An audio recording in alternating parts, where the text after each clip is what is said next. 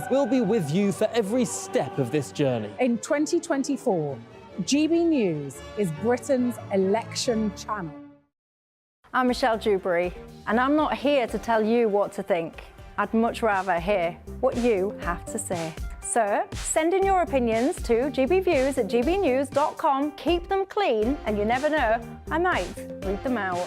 With my panel here on Jubes & Co, we debate, we get stuck into the issues of the day on a show where all views are welcome, especially yours. GB News, the People's Channel, Britain's news channel. I'm Christopher Hope. And I'm Gloria Di Piero, bringing you PMQ's live here on GB News. Every Wednesday, we'll bring you live coverage of Prime Minister's questions when Rishi Sunak and Sir Keir Starmer go head-to-head in the House of Commons. We'll be asking our viewers and listeners to submit the questions that they would like to put to the Prime Minister, and we'll put that to our panel of top politicians in our Westminster studio. That's PMQ's live here on GB News, Britain's election channel. In the GB Newsroom, we bring you the news as it happens. With our team of dedicated journalists across the UK, we're ready to give you accurate reporting every day. When the news breaks, we'll be there with bulletins on GB News, the People's Channel, Britain's news channel. Your weekend starts here with Friday Night Live with me, Mark Dolan, 8 till 9 on GB News. Big stories, big guests and big laughs as we get you ready for a cracking weekend. That's Friday Night Live with Mark Dolan, Fridays 8 till 9 on GB News. Bring your own drinks, the admission's free. Good afternoon, Britain. Good afternoon, Britain. Join us, Tom and Emily, To find out what's happening in the heart of Westminster. and why it matters to you. Weekdays from midday, we bring you the most compelling stories from across the United Kingdom. And from your doorstep to our inbox, That's right, we want to hear from you. GB News. Britain's news channel.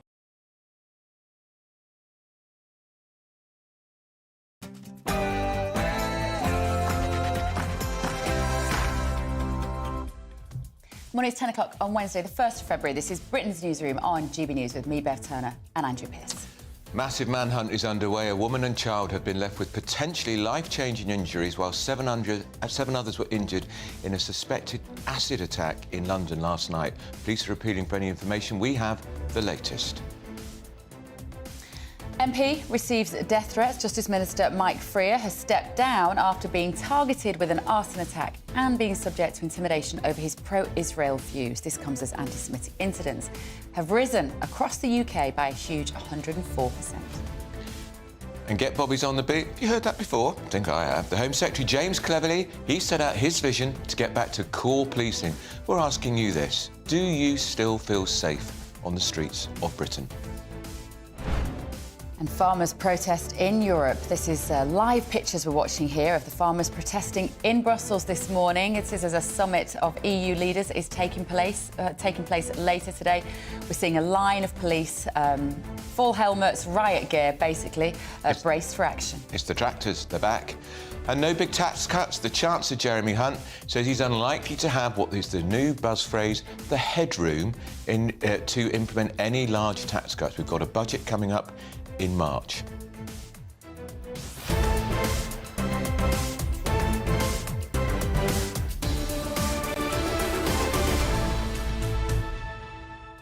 Those tractors are right outside the European Parliament building, which, if you haven't seen, is hideous. It's a really horrible building. It's called the Burnham Mob. It's disgusting.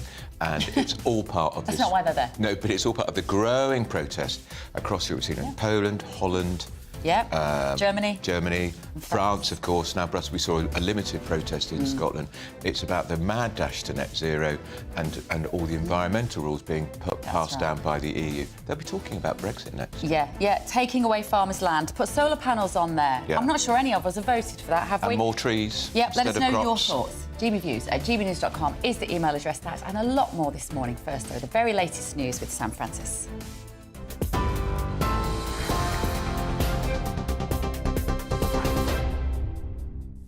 Bev, Andrew, thank you very much and good morning from the GB Newsroom. It's just gone 10 o'clock. The latest development in our top story this morning, a 31-year-old woman and a 3-year-old girl have potentially life-changing injuries following an acid attack in London. The woman's other daughter has also been injured, along with 5 police officers and 3 other women who were injured after coming to help that family. No arrests, we understand, have been made so far, but police are appealing for anyone with information of the attack to come forward. The police force in London believes the mother and the suspect are known to each other, and they say it appeared to be a targeted attack. Officers from across the Met are working with partner agencies and forces to locate and arrest that man. Conservative Minister Laura Trott told GB News earlier that the government has put more police on the streets to stop these kinds of crimes. Attacks like this horrific one that we've seen show exactly why this is so important. Crime has always been an absolute priority for the Conservatives, and it's one, you've just seen today, the Home Secretary, James Cleverly, is really emphasising the importance of having police officers on the beat. We're increasing police numbers. We want to make sure they're out there and making a difference to people's lives. Well, in the last half hour or so, we've heard that the Fire Brigades Union has announced a settlement of £20 million for firefighters that were injured in the Grenfell Tower disaster. The union reports that 114 firefighters had brought claims against the companies responsible for cladding on the building and the borough of Kensington and Chelsea. The blaze in 2017, which was the UK's deadliest since World War II, claimed 72 lives. The public inquiry is set to release its final report later this year. The government is preparing to fast-track 2 key pieces of legislation through the Commons that are aimed at delivering on the Stormont deal. The first piece will underline the government's commitment to Northern Ireland's position within the UK, and the second measure aims to end routine checks on goods from Britain to Northern Ireland that were brought in after Brexit. Leader of the DUP, Sir Geoffrey Donaldson, says that the new laws will mean his party can end their boycott of power sharing. And hundreds of farmers are protesting outside the EU headquarters as tensions continue to rise over better working conditions. These here, for those watching on TV, are live pictures of riot police in the distance lining the streets outside EU Parliament buildings in Belgium. That comes as France has been at the centre of a growing dispute across Europe, with tens of thousands of farmers across Poland, Belgium, Italy and Germany calling for environmental rules to be relaxed, and they're also calling for help to deal with rising costs. A 44-year-old man here in the UK will appear in court charged with the murders of 2 teenage boys in Bristol. 15-year-old Mason Rist and 16-year-old Max Dixon were stabbed on Saturday night and later died in hospital. 8 people have been arrested as part of that investigation, with 5 others still in police custody. A Conservative MP has said that he is too scared to carry on in his role and will stand down at the next general election after receiving threats to his own safety. Justice Minister Mike Freer received a series of death threats and suffered an arson attack on his constituency office. Mr Freer, who's served as the MP for 2 London seats since 2010, said it was time to say enough, as he could no longer put his family through the anxiety. It's now a criminal offence to own an XL bully dog in England and Wales without an exemption certificate. Unregistered pets will be seized and owners could face fines or prosecution. The ban follows a series of attacks, for some fatal attacks involving XL bullies last year. Around 40,000 animals were expected to have been registered before the deadline yesterday. Mark Harborough from the National Police Chiefs Council is urging the public to report any dog sightings that may match the breed's description. We've had to train our neighbourhood officers, our community support officers, to ensure that they're vigilant and they're aware of what they're looking out for. People who are walking this type of dog fitting this description, that isn't on a lead, isn't muzzled, isn't neutered, isn't with a 16-plus aged person, is committing an absolute offence. So our officers are aware of this, and we'll make sure that the appropriate action is taken. The former sub-postmaster who led the campaign for justice in the post office scandal has this morning rejected the government's compensation offer. Alan Bates, whose two-decade fight inspired the ITV series Mr Bates versus the Post Office, says that the offer from the government is offensive and cruel. The government had pledged a full and fair compensation for those affected by the IT scandal in 2020. However, Bates told the Telegraph newspaper that the offer was only around a sixth of what he had requested and called it a terrible way to treat human beings. Greta Thunberg is appearing in court this morning for a public order offence after protesting in London last year. The 21-year-old campaigner has arrived at Westminster Magistrates Court a short time ago.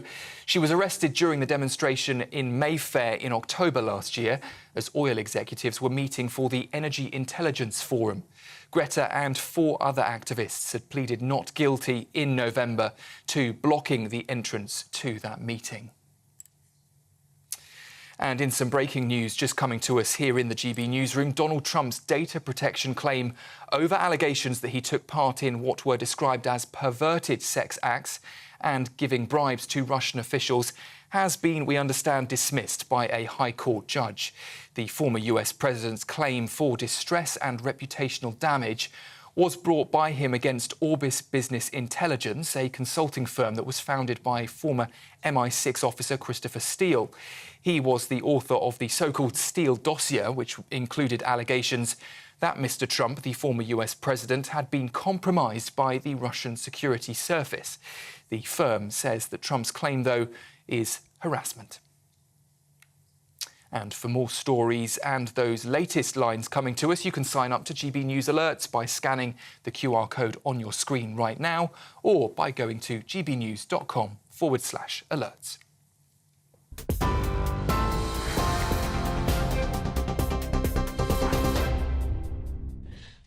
Very good morning. Thank you for getting in touch at home. You have been telling us that you don't feel particularly safe on the streets, especially in the evening, says Deborah.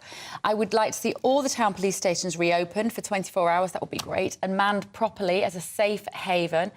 Plus daily police officers in pairs walking the streets, getting to know the local residents. You don't even see, actually, very often, a police car doing the rounds. Almost never. And where I live in North London, what you see more and more now are private security cars driving round and round, which is where residents have obviously despaired of the amount of burglaries. You must live in a very posh area, Andrew Pearce. They don't come down my street, has to be said. But you're right, because basically we've now got these, like you say, these estates, sort of gated communities, who can employ their own security services. Because they've obviously they've given up on the police. We used to have a Bobby on the beat in my part of London. He was a fat chap. Very fat, and we used to joke you'd have to roll him down the hill to chase the burglar, but at least you saw him, and people knew him, and he was a community copper, but he's obviously retired and not been replaced. Oh, dear. Yeah. Well, you know what, I have to say, I'm going to try and provide a little balance here, because what I have got onto Well, that's recently... unusual. Well, Turner providing balance. No, I do. I like to. But I don't want us to be bashing the police. No, I agree with that. Because they do a great job. I mean, thank goodness for the police and people who want to do that job right. What I've been getting into recently is a local neighbourhood website. And on there, our local bobbies will go on and they will say on there, today we arrested some thugs who were nicking stuff from Co-op or whatever it is. And they will actually say it on there. And that's quite nice as a local resident. And then they say, I will be at this time in this area by the station if you want to come and say hello.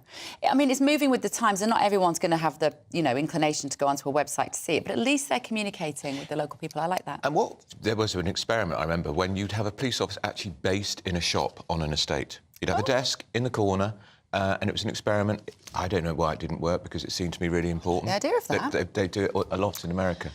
Stephen said, what would make me feel safe, visibly seeing more police on our streets. Right. We need a massive recruitment of police in this country. We also need the police not to be woke. Crime is rising, so the number of police needed is more important than ever. Get them off the screens and on the streets. Yeah, but is it an appealing job to youngsters anymore if you leave school, university? You know you like boasting, Beverly Turner, so I'm not going to let her do the boasting. I'm going to do it for change. So we've just had the radar figures. These measure audience radios. Of course, lots of you watch us on television. Of course, we're thrilled about that. But many of you also listen on the radio, and the station's audience has grown the most of any other talk radio station in the whole country last year, beating the growth of all other speech stations, including every BBC station. Good. Listen to us, because you don't get the BBC bias preaching, and also don't have to pay for your licence fee for it. Thank you. But our programme in particular is mentioned. We get a special mention. Britain's Newsroom with presenters Bev Turner and Andrew Pearson. Notice they put your name first. increased their radio wouldn't audience notice that, by actually. 18%. So thank you very much for listening, and do stay tuned Well done. in. Do stay tuned in. Yeah. Thank you for joining us every day. Anyway, right, now, is crime out of control? That's what we've just been talking about. A manhunt is currently underway after 9 people were injured following a suspected acid attack in South London last night. So a 30-year-old woman and her 2 daughters, they were only aged 8 and 3, are in hospital with injuries. The injuries to the woman and the younger child are potentially life-changing. And it seems just the latest in a string of violent crimes, doesn't it? So are we living in a lawless Britain? With Home Secretary James Cleverly even admitting that rates for solving crimes were far too low. Do you feel safe on our streets? Let us know. gbviews@gbnews.com. In the last few minutes, the police have released this statement about the manhunt and the acid incident, and they say, we believe the man and woman are known to each other. Our investigation is in its early stages. We're working to establish why this awful incident has happened. Officers from across the Met are working with partner agencies and forces to locate and arrest the man. While this appears a targeted attack, he's dangerous and we urgently need to find him. We're going to go to talk to Ray Addison. Yeah, let's go to Ray. Ray. They're clearly very worried about this, Ray. Good morning to you both. Yeah, absolutely. We've seen that statement now in the last 20 minutes or so. We now know that the mother and her 2 young daughters are among 12 people who were injured in that attack last night here in Lambeth, near to Clapham Common. The substance, police say, was alkaline, which was thrown over the mother and her children, then subsequently injured as well eyewitnesses, people who came to their aid, and also 5 responding police officers. Now, the woman who is aged 31 and her 2 daughters aged 8 and 3 all remain in hospital, and the police say that while none of their conditions are life-threatening, the injuries to the woman and to the youngest girl could be life-changing. Now, of course, this all took place here in Lesser Avenue just before 7:30 last night. Eyewitnesses reporting that the mother and her children had been with a man. They got out of the vehicle and began fighting in the street. The suspect then reportedly took a child, the youngest child, from the vehicle and slammed her into the ground twice. The man then threw this substance, which has now been identified by the Met Police as alkaline, after testing over the woman and her children. Eyewitnesses could hear the mother screaming that she was unable to see, and then reports, unconfirmed, that the man may have then got into the car and tried to run the woman over. But we've also heard reports from the police that when he was trying to make off, he struck another vehicle before eventually making off on foot. And so we'll attempt to clarify that for you as we get more information throughout the day. Now, as I said, bystanders did come to the aid of the mother and her children, one spraying her with water in some kind of attempt to ease the effects of that alkaline on her, those burns. Some, as I said, became injured themselves in the process of that. 5 of the victims having to be taken to a major trauma centre. Now, as you were saying, guys, the Met Police are saying that they do believe that the man, the attacker, and the woman are known to each other. 3 other women, 2 in their 30s and 1 in her 50s, who were injured when they came to the aid of the family, have now all been discharged from hospital with minor burns. Another man in his 50s who received minor injuries declined to go to hospital. 5 officers were injured as they responded. They've now been treated and left hospital as well. Across the Met, the officers are working together with partner agencies and other forces to try to locate and arrest this man. They do say that this appears to have been a targeted attack. They stress that he is dangerous, and they say that they urgently need to find him. They do say that he tried to take off in a car, collided with a vehicle, and then made off on foot in the direction of Clapham Common, which is down the road here. They say the man and the woman are known to each other. The investigation is in its early stages, and they're working to establish exactly why this awful, horrendous incident has happened. They're also appealing to anybody who may have had footage from their mobile phones or from their vehicles to urgently get in touch with the police. Thank you, Ray Redison there. In Clapham, as the police hunt for that man. We told you we've been trailing this story about how Italy have solved their illegal migrant crisis. We will be talking about that in a little while, so stay with us for that. But first... Sam Lister's here, political editor of The Express.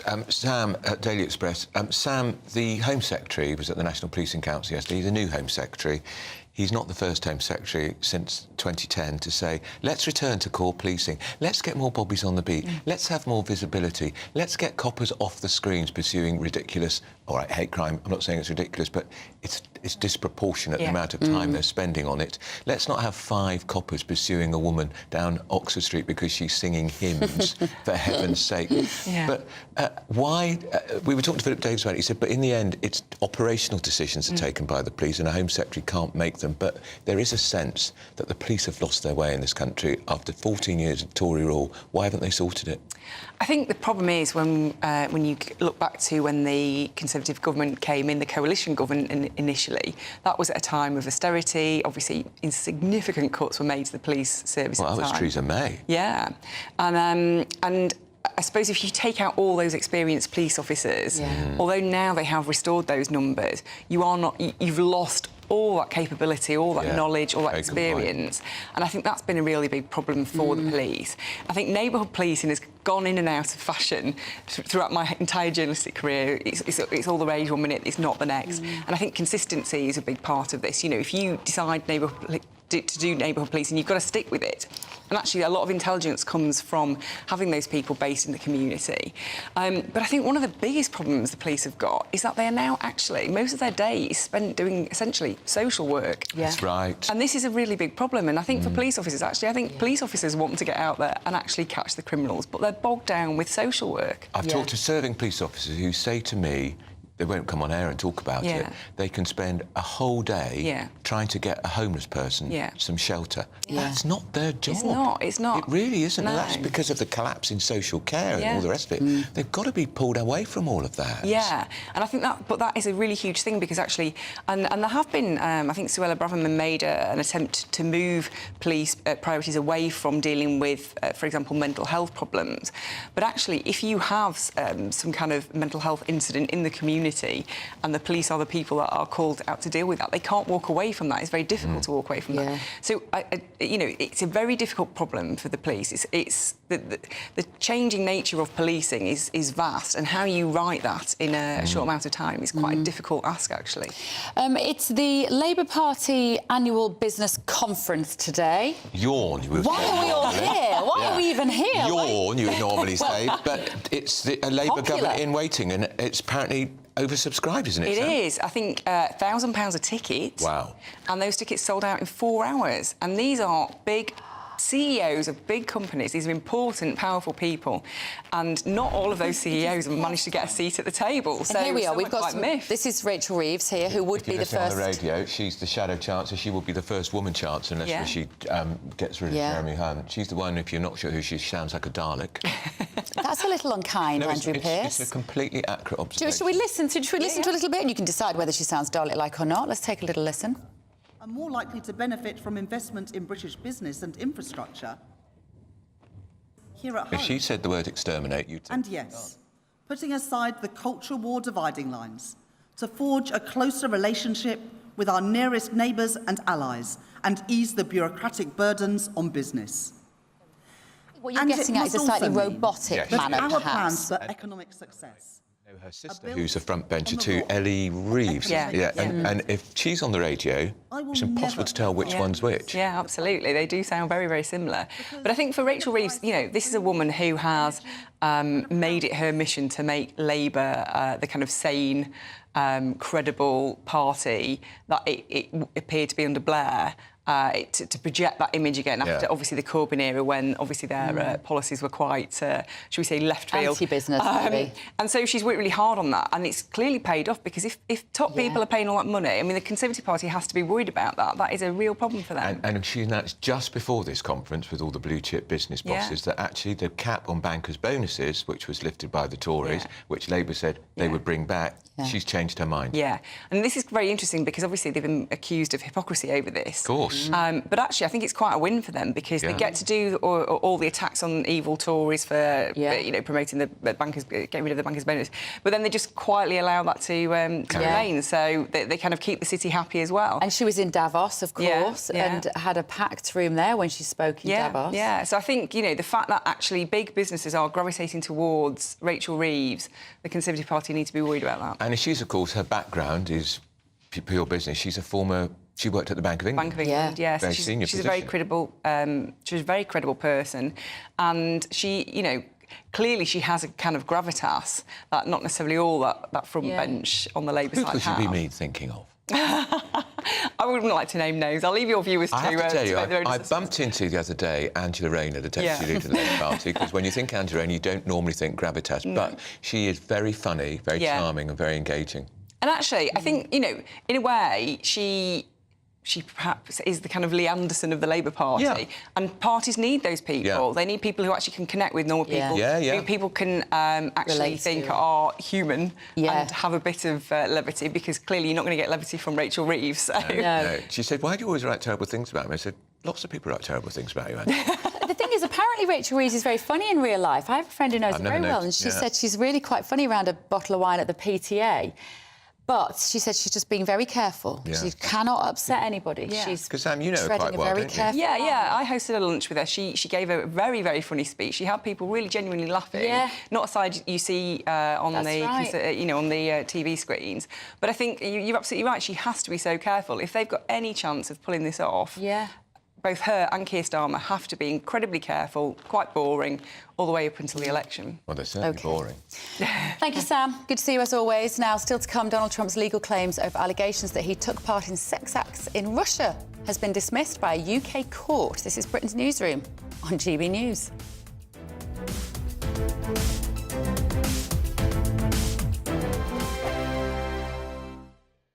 Good afternoon, Britain. Good afternoon, Britain. Join us, Tom and Emily, To find out what's happening in the heart of Westminster. and why it matters to you.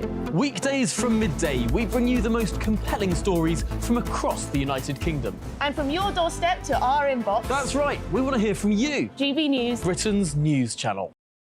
GB News, unlike other broadcasters, isn't obsessed with the London-Westminster bubble. We think there's a nation beyond the M25, and that's why we talk about the issues that matter across the land. Join me on State of the Nation, 8 to 9 o'clock, Monday to Thursday, on GB News. Daisy's listening, and you should too.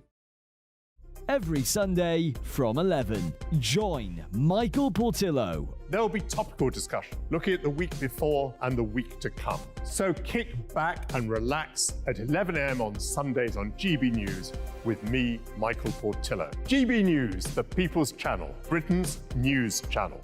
In the GB Newsroom, we bring you the news as it happens. With our team of dedicated journalists across the UK, we're ready to give you accurate reporting every day.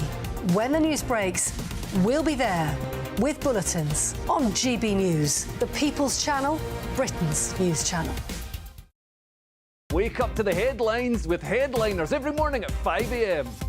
We treat you to the day's biggest stories before anyone else, 7 days a week. You can catch up on everything you need to know before you've even had your kippers. Headliners every morning at 5 a.m, only on GB News, the People's Channel, Britain's news channel.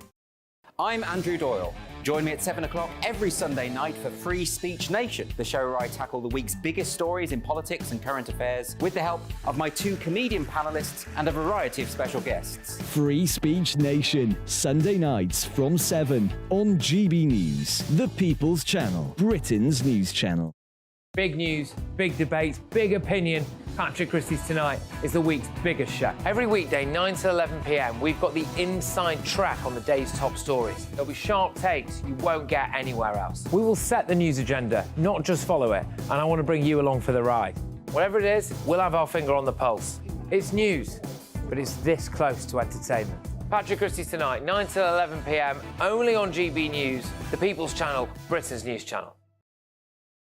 Now then, Lee Anderson here. Join me on GB News on my show, The Real World, every Friday at 7 p.m. I'm not eating bloody cat. Are you Delicious. mental? Put in your mouth. OK, here comes a train. Reminds me of the scene in Singing in the Rain. Adam, is that a good one? Whoa! Join me at 7 on GB News, Britain's news channel.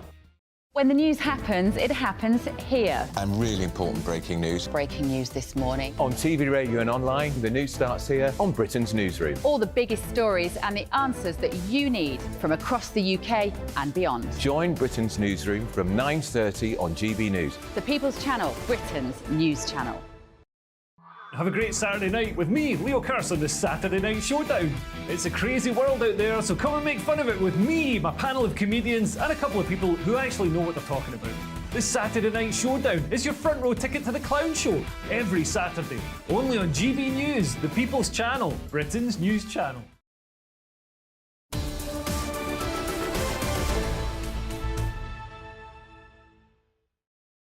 10:27 with Britain's News on GB News with Andrew Pearson, Bev Turner.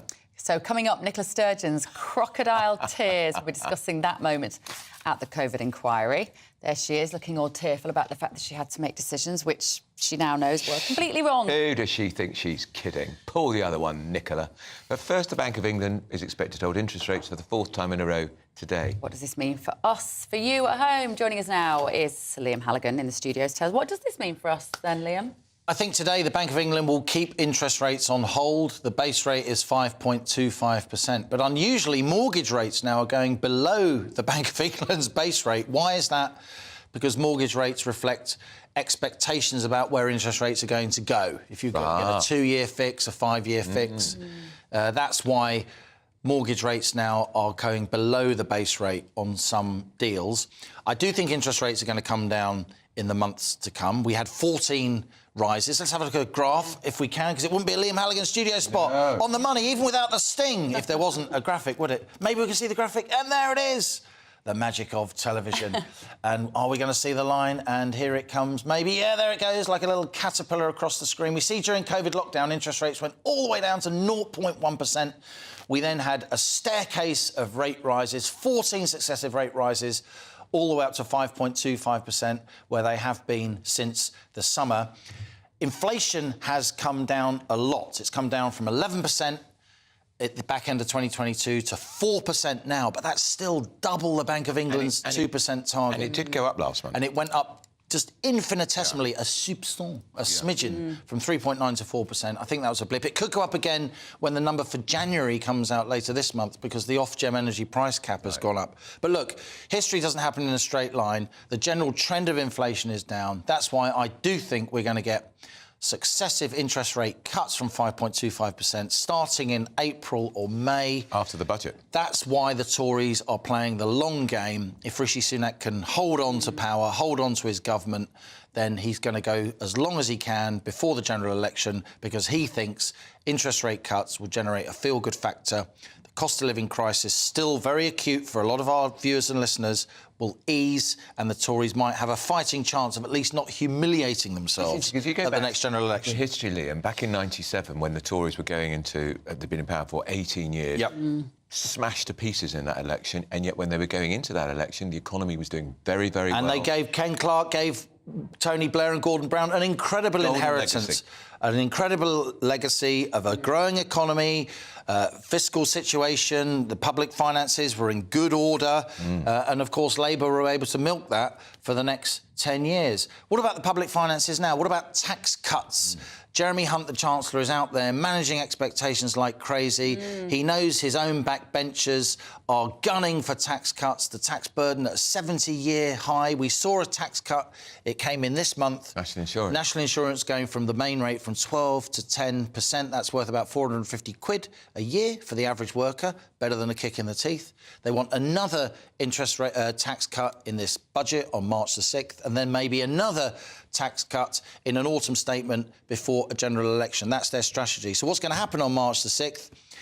Hunt is saying there's not nearly enough room to cut taxes, as I thought there was, but he is just trying to manage expectations. So when promising. So when there's a medium-sized tax cut, he says, "I'm a genius. I'm a genius." Look at the borrowing numbers in December, right? In December, the UK government borrowed about 4 or 5 billion quid, right? That's way lower than December 2022. What did the OBR say the UK government was going to borrow in December? Not 4 or 5 billion. They said 11.6 billion. Always get it right. That's how incredibly over-gloomy they were. And yet Jeremy Hunt, as we speak, will now be in a, some kind of dance of the seven veils with the Office for Budget Responsibility. Are you going to let me cut taxes? Or if I do cut taxes, are you going to start briefing the press and start saying how irresponsible I am? So then the markets go nuts, which is what happened under Liz Truss. I think they're too powerful, the OBR, and I say that as a highly qualified economist. I think they're too cognitively similar. There's not enough diversity of thought within the Office for Budget Responsibility. So they're in a little echo chamber. We are not. Thanks to you, Liam. Liam Halligan there. Now, still to come. Ursula, we are here. Nous sommes ici. We'll be live from Brussels with the latest on an angry European farmers' protest. Right outside that hideous old European Parliament building. The tractors are there. They don't like the EU. They don't like their environmental diktats and the rush to net zero. Right. First, though, here's the very latest news with Sam Francis.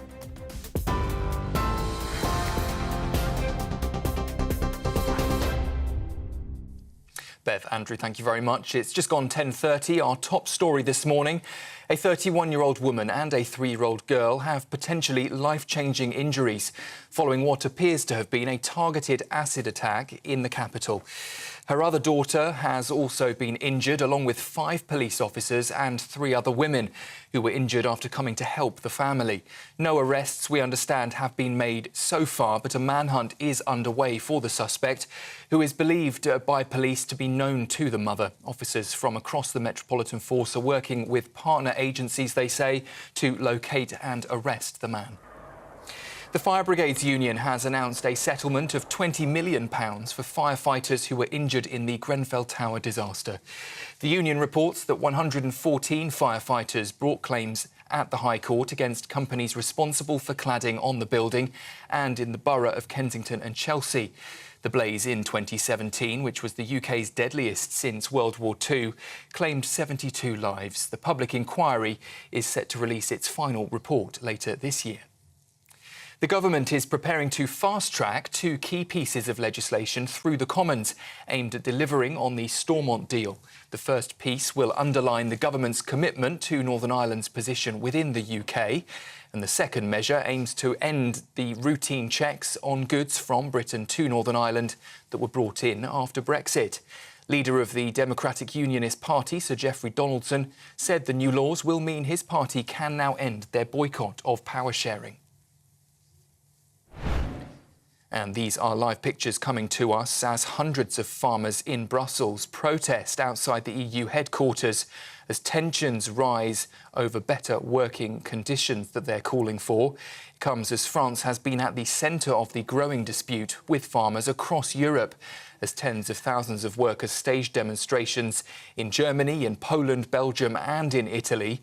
The farmers are calling for environmental rules to be relaxed, and they're also asking for help to deal with rising costs.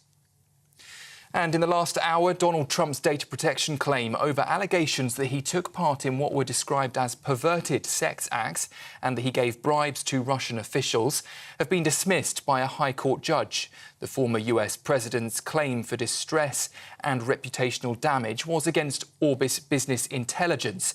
That's a consulting firm that was founded by former MI6 officer Christopher Steele. He was the author of the so-called Steele dossier, which included allegations that Mr. Trump had also been compromised by the Russian security service. The firm, though, says that Trump's claim is harassment. And for the latest stories, you can sign up to GB News Alerts by scanning the QR code on your screen or by going to gbnews.com/alerts.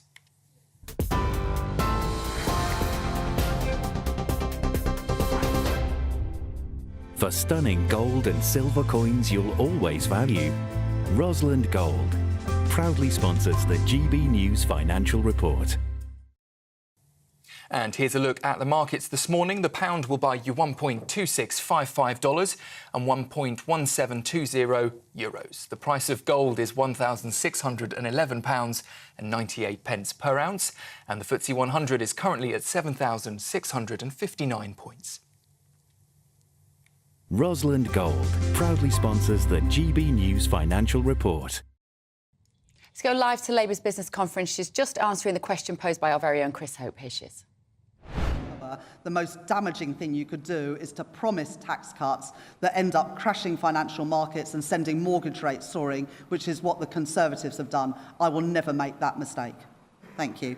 I'm going to take a question from Jim Pickard at the FT. Shadow Chancellor, in the autumn of 2021, you announced that you were going to conduct a review of every single tax break in Britain, and because you said there were too many loopholes for business. Now, of course, business will welcome your pledge. Well, that was Rachel Reeves, the Shadow Chancellor. Just to remind you, she will be our first ever woman Chancellor's checker if, as it looks likely, Labour win the general election. Talking at the Labour's business conference, sold out in 4 hours, £1,000 a ticket. She was responding to Chris Hope, our political editor, and she's making the point that they wouldn't promise tax cuts, which the Tories are promising, which can't be delivered. You're We'll see about gutted that. to have left that business live conference, aren't you, Andrew? Covered two of those in my time, and the word dull springs to mind. What is not dull, though, are these, if you're listening on the radio, we've got these extraordinary pictures of farmers on their tractors protesting in Brussels outside the European Parliament. It's as a summit of EU leaders is taking place. We're going to speak to a journalist who's right there in Brussels next. You're with Britain's Newsroom on GB News. Big news, big debates, big opinion. Patrick Christie's Tonight is the week's biggest show. Every weekday, 9 to 11 p.m, we've got the inside track on the day's top stories. There'll be sharp takes you won't get anywhere else. We will set the news agenda, not just follow it, and I want to bring you along for the ride.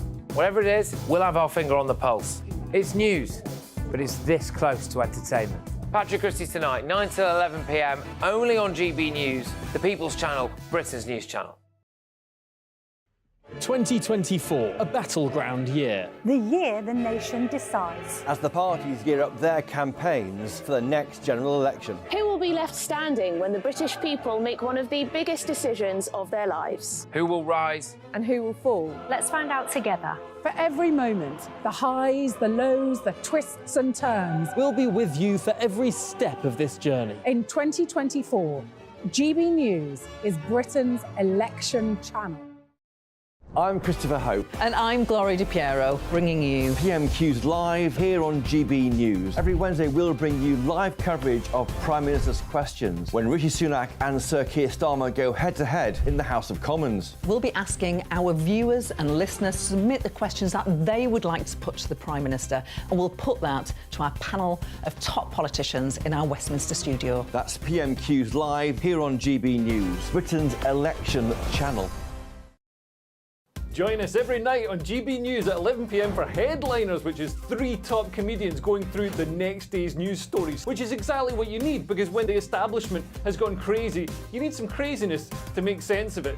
Headliners. You don't have to bother reading the newspaper. We've got it covered for you. Every night at 11 p.m. and repeated every morning at 5 a.m. We won't send you to sleep like some of the other paper review shows out there. So join us 11 p.m. every night on GB News. The People's Channel, Britain's news channel. Your weekend starts here with Friday Night Live with me, Mark Dolan, 8 till 9 on GB News. Big stories, big guests and big laughs as we get you ready for a cracking weekend. That's Friday Night Live with Mark Dolan. Fridays 8 till 9 on GB News. Bring your own drinks. The admission's free. In the GB Newsroom, we bring you the news as it happens. With our team of dedicated journalists across the UK, we're ready to give you accurate reporting every day. When the news breaks, we'll be there with bulletins on GB News, the People's Channel, Britain's news channel. Tired of the usual focus-tested, pre-prepared Westminster runaround? Well, so am I. So you want higher taxes? Is your department to blame for this? Are you rethinking this policy? Every Sunday at 9:30, I'll be sitting down with those in power to get the truth about the issues affecting you. Let's be honest, we've known about the cost pressures of this project for years, not months. That's the Camilla Tominey Show, a politics show with personality. On GB News, the People's Channel, Britain's news channel. Good afternoon, Britain. Good afternoon, Britain. Join us, Tom and Emily, To find out what's happening in the heart of Westminster. and why it matters to you. Weekdays from midday, we bring you the most compelling stories from across the United Kingdom. And from your doorstep to our inbox. That's right, we want to hear from you. GB News, Britain's news channel.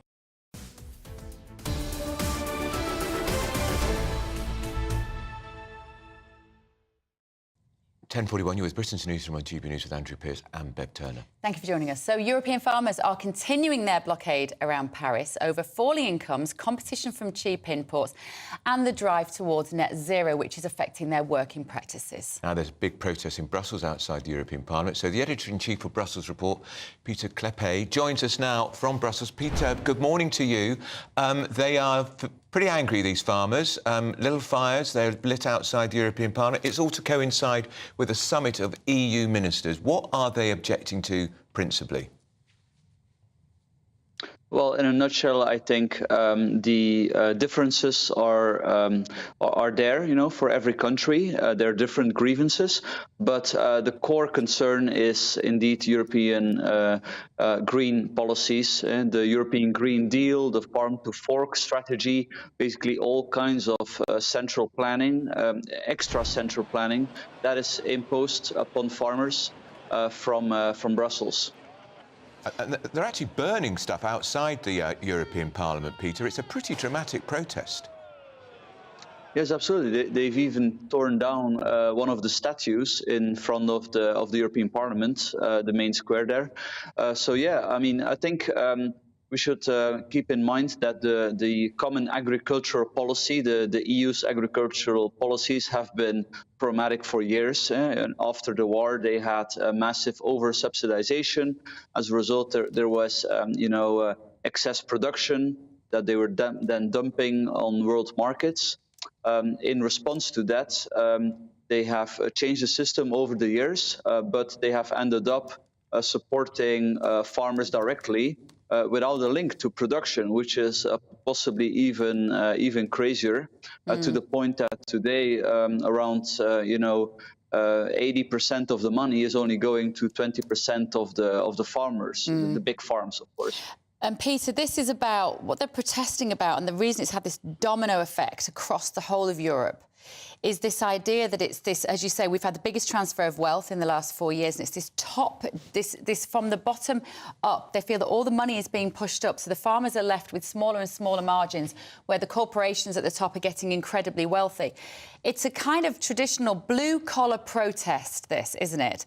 It's the sort of thing that the left, political left, used to love, and yet the political left are lining up to call these people right-wing. And if you go onto some media sites, these protesters are being described as right-wing protesters. Do you understand where that kind of labelling is coming from and how inaccurate it is? Well, it's definitely inaccurate. I think it's very elitist to dismiss the concerns of these people. For example, one of the requirements that has now been dropped that the EU is planning to impose is that a small percentage of their land could not be used for farming or not for intense farming. So all kinds of micromanagement. I mean, the political party of Emmanuel Macron, the French president, until today refuses to reopen some of the European Green Deal legislation that has only just been passed. Just to give you an idea how the political mainstream is not picking this up. The same is true in my own country, Belgium, and the Netherlands, for the nitrogen requirements. These are also ultimately also the result of the fact that if you have, as a country, designated nature reserves as vulnerable, you have to keep this forever and ever, and you cannot change it anymore. So this kind of inflexibility imposed from the top down through the courts, but ultimately from the EU level, that's really what the farmers are angry about. Yeah. OK, thank you, Peter. Peter Clepet there in Brussels. Well, we've got Karen Malone in the studio with us. And also Nikki Hodgson. Great to see you. They'll be talking Brexit next, Carol, these farmers. Fourth anniversary yesterday. Do you know what? That's one protest I could get behind and would join. You know, all the eco-protests I'm not really interested in. They're talking about something that may or may not happen in 20, 30, 40 years' time. This is something that's happening to our farmers right now. And I confess, I didn't think much about farmers' livelihoods until, I know this might sound a bit light, but until I watched Clarkson's Farm.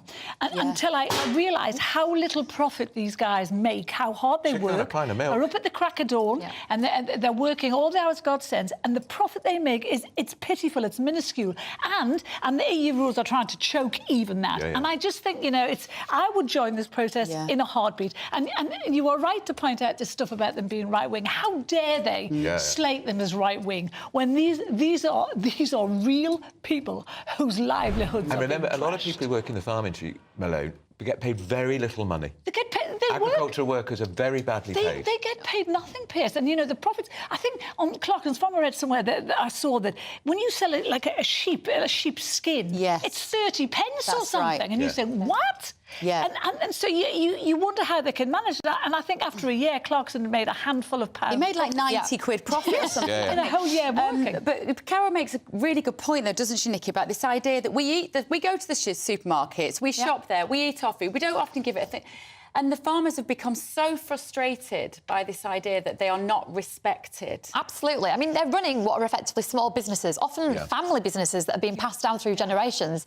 They also tend to know the land and the animals better than anyone else in those areas. You know, I am all for green protests, you know, I'm all for climate change activism, but actually...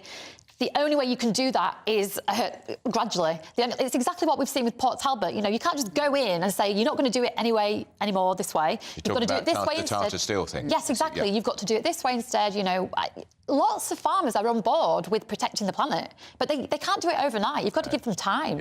So they're protesting. You know, they're saying no farmers, no food. When well, you say can't you get any more support obvious. some of these environmental protests, you're not one of these closet supporters of Just Stop Oil, are you?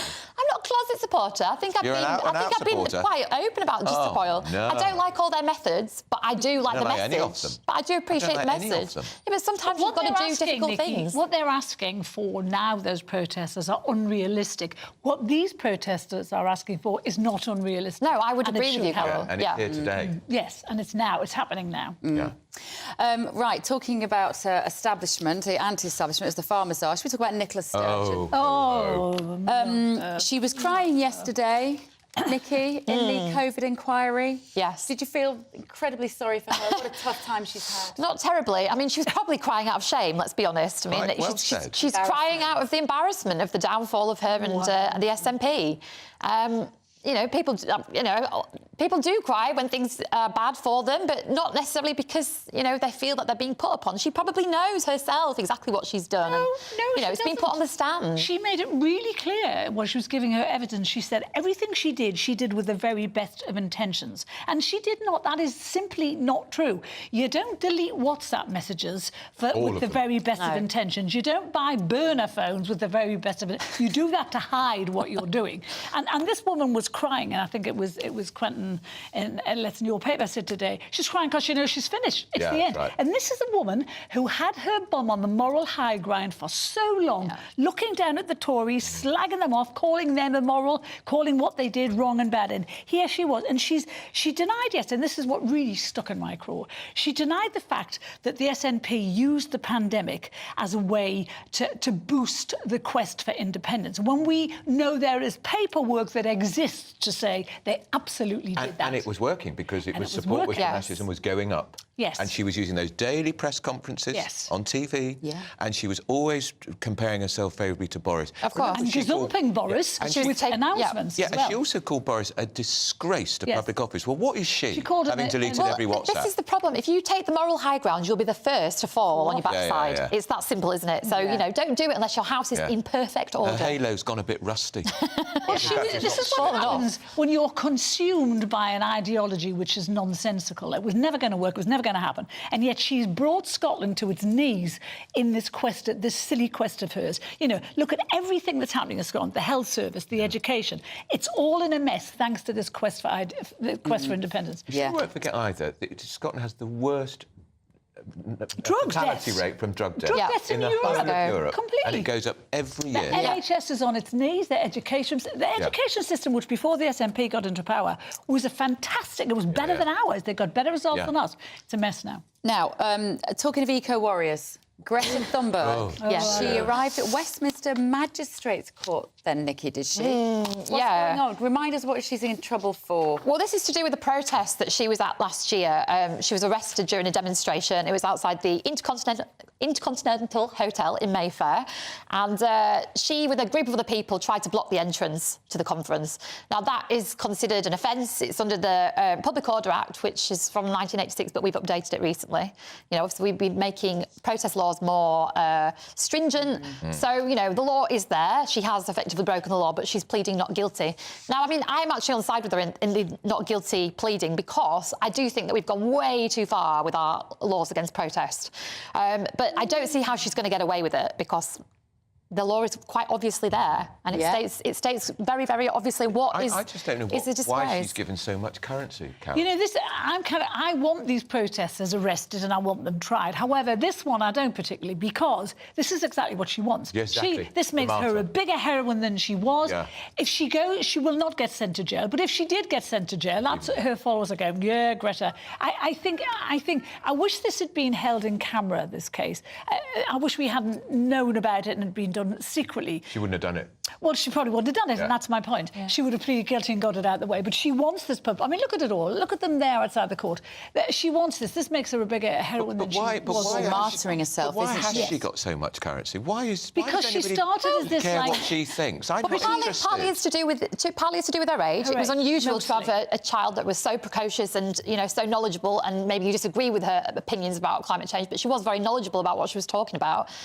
Young people love her. They like a figure to look up to that seems to be taking an act against, people that are what she calls climate change deniers. She's weird and do you not feel, Nikki? I feel weird and insufferable. Well, she is. I think she is a bit weird, and I've never seen the girl laugh. Put that recommendation on her. I do think she is on the autistic spectrum, and that's well known with Asperger's. So the laughing might be something to do with that. The point I wanted to make was, I do think she's been manipulated by a lot of the adults around her. Both her parents are crazy eco-activists. A lot of the people around her are too. And I think she's been indoctrinated by them. And I think she's fighting a battle on their behalf, which is not fair. She hasn't had a childhood this Did she ever go to school?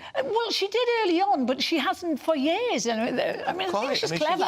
I mean, the thing is, though, look, climate change is real. So there are some disastrous things happening already, like the polar ice melting, temperature of all the Earth going up. We're seeing climate migrants come to our country. The state of Bangladesh, people who used to live by the coast, now their homes have been subsumed by the water. Why are they coming here? Because they can't just stay underwater, can they? They've got to move somewhere. So what I'm trying to say to you is that we've got all these problems that are absolutely happening. They're a direct result of climate change, and that's why she protests. It's not making it any better. We do want to say that Greta Thunberg is not here to defend herself over her parents over accusations of being crazy. No, I don't mean crazy in that sense. I just meant, but more of those an ideology that I think she's been indoctrinated. Who would deny that Greta Thunberg is not weird? Well. Yeah, lots of people. We've got to move on. GBNews. Quiet for now, guys. We will have round two in a little while. Now, GBNews understands that 12 people have been injured in this acid attack that we've been talking about in London last night. A massive manhunt is under. A brighter outlook with Box Solar, sponsors of weather on GB News.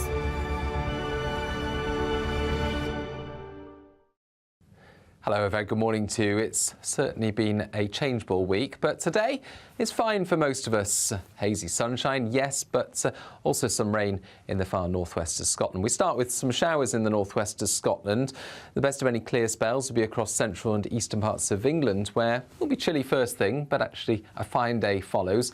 Some higher cloud is building from the southwest, so it's not going to be completely blue skies. There will be some cirrus in the sky, so white cloud, but bright and dry for most, except for the northwest corner where the showers turn to more persistent rain and the breeze picks up later.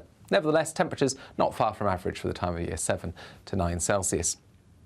Into the evening, we're going to see that rain become more widespread across Scotland, but it will remain heaviest and most persistent in the north and the west, drier interludes to the east of Scotland. In general, the cloud thickens across the whole of the UK by the end of the night. We keep the clear spells in the southeast, where there will be a touch of frost, perhaps a few mist patches first thing, but otherwise, as that cloud builds, as the wind picks up as well, it's going to be a milder start to the day tomorrow compared with this morning. And it will be a grey start for many, especially in the west, where the cloud will be covering the hills. There'll be some mistiness around and a grey day for many. Just some brighter interludes in the east at times, but there'll be some dampness in western hills, especially western Scotland and Northern Ireland. However, with the wind coming from the west, and it will be a blustery wind, highs of 13 Celsius. That warm feeling inside from Boxed Boilers, sponsors of weather on GB News.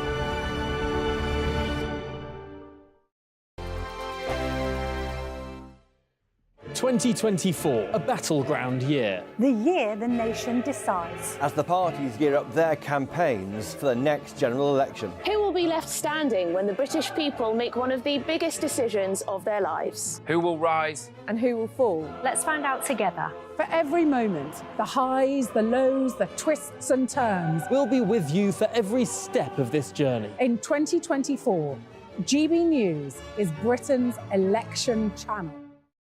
Big news, big debates, big opinion. Patrick Christie's Tonight is the week's biggest show. Every weekday, 9 to 11 p.m, we've got the inside track on the day's top stories. There'll be sharp takes you won't get anywhere else. We will set the news agenda, not just follow it, and I want to bring you along for the ride. Whatever it is, we'll have our finger on the pulse.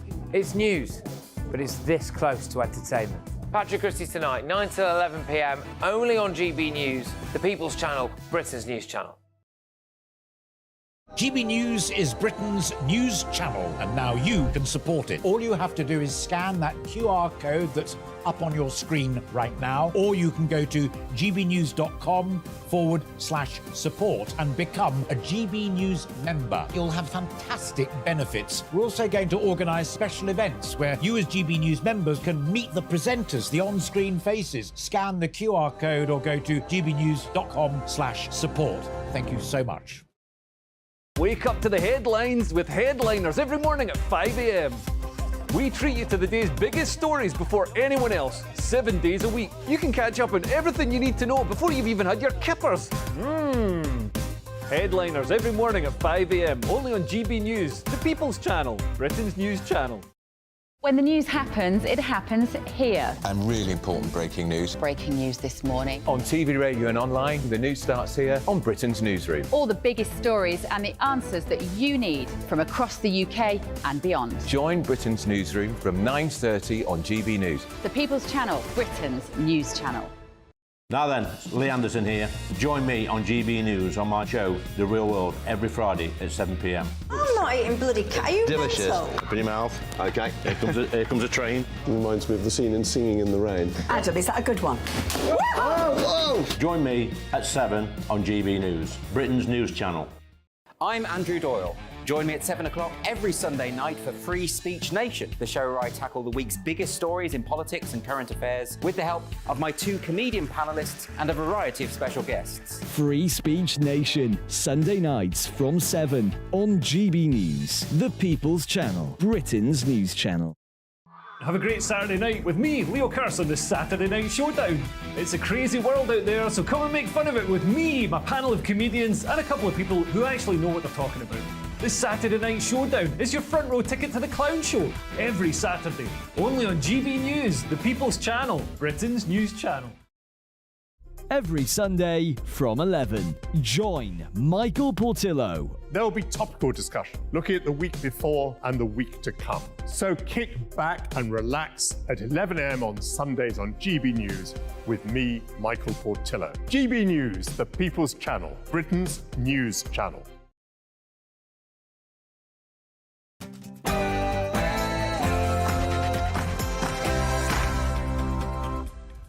11 a.m. on Thursday, the 1st of February. This is Britain's Newsroom on GB News with Andrew Pearce and Bev Turner. Very good morning to you. So, massive manhunt is underway. A woman and a child have been left with potentially life-changing injuries in a suspected acid attack in London yesterday evening. Police are appealing for any information. Ray Edison has more. Police manhunt is now underway following a shocking alkaline attack in a quiet residential street in South London, leaving a mother and her youngest daughter with life-changing injuries. Shocking. And get on talking of crime, get Bobby's on the beat. You heard that before. The Home Secretary, James Cleverly, has set out his vision to get back to what he calls core policing. We're asking you this, simply this. Do you feel safe on the streets of Britain? And poor post office payout. The former sub-postmaster, Alan Bates, says he will reject a derisory post office scandal compensation offering from the government. We'll be talking to one of the lawyers who represented some of those postmasters just next.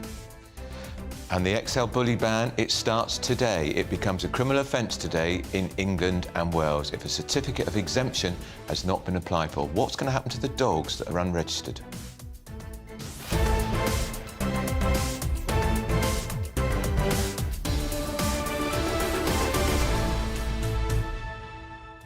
Let us know your thoughts this morning. gbviews@gbnews.com is the email address. We're going to crack on now straight away with the news with Sam.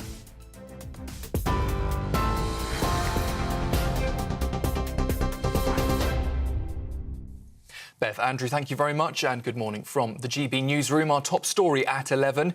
A 31-year-old woman and a 3-year-old girl have potentially life-changing injuries following what appears to have been a targeted attack in London. A man threw a corrosive substance at the mother and her children, injuring them along with 5 police officers and 3 other women who were injured after coming to help the family. No arrests have been made so far, but we understand a manhunt is now underway for the suspect, who is believed to have been known to the mother. Officers from across the Metropolitan Force are working with partner agencies, they say, to locate and arrest the man.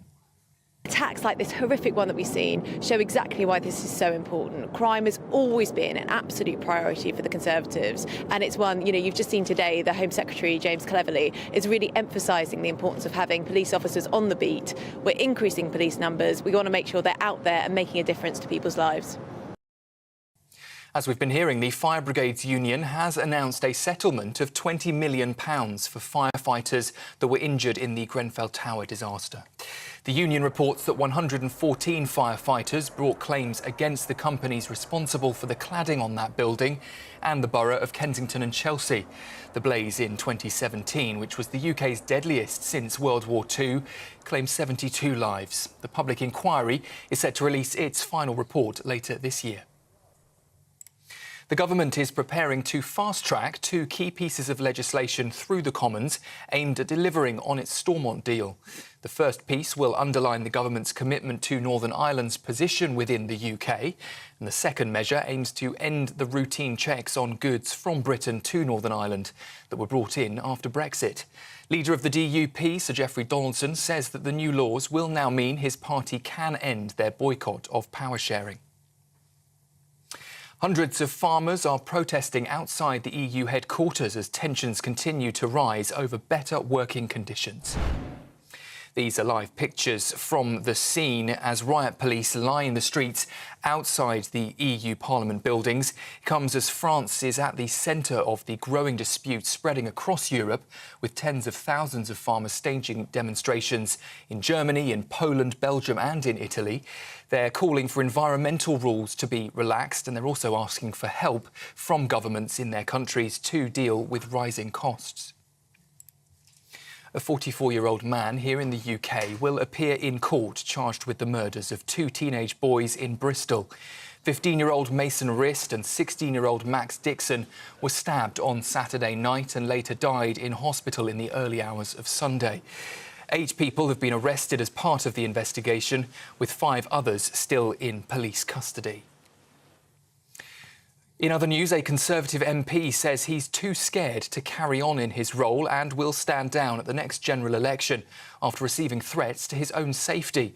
Justice Minister Mike Freer received a series of death threats and suffered an arson attack on his constituency office. Mr Freer, who served as the MP for 2 London seats since 2010, said it was time to say enough as he could no longer put his family through the anxiety. In the last half hour or so, the Chancellor has said she will not commit to ending what she calls the fiscal drag that is pulling more people into paying income tax and higher rates. In her speech to Labour's business conference, Rachel Reeves has pledged she won't make any commitments that are not fully costed or fully funded. Sir Keir Starmer is also expected to speak later, which we will bring to you live here on GB News. He's promising to battle against stagnation in British productivity and growth. However, critics accuse Labour of economic flip-flopping and are questioning if the party can provide the business stability that's needed in the UK. We hear about another business choosing not to locate or list in the UK. Investment that we have missed out on to the benefit of a competitor. Britain needs change. Not just a change in government, but a new kind of leadership.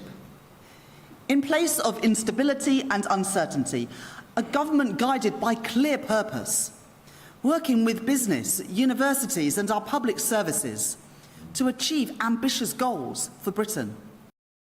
Rachel Reeves there speaking a little earlier at Labour's business conference. Well, finally, Donald Trump's data protection claim over allegations he took part in what have been described as perverted sex acts and gave bribes to Russian officials has this morning been dismissed by a High Court judge. The former US president's claim for distress and reputational damage was against Orbis Business Intelligence, a consulting firm that was founded by former MI6 officer Christopher Steele. He was the author of the so-called Steele dossier, which included allegations that Mr. Trump had also been compromised by the Russian security service. The firm, though, says that Trump's claim was just harassment. And for the latest stories, you can sign up to GB News Alerts by scanning the QR code on your screen or by going to gbnews.com/alerts.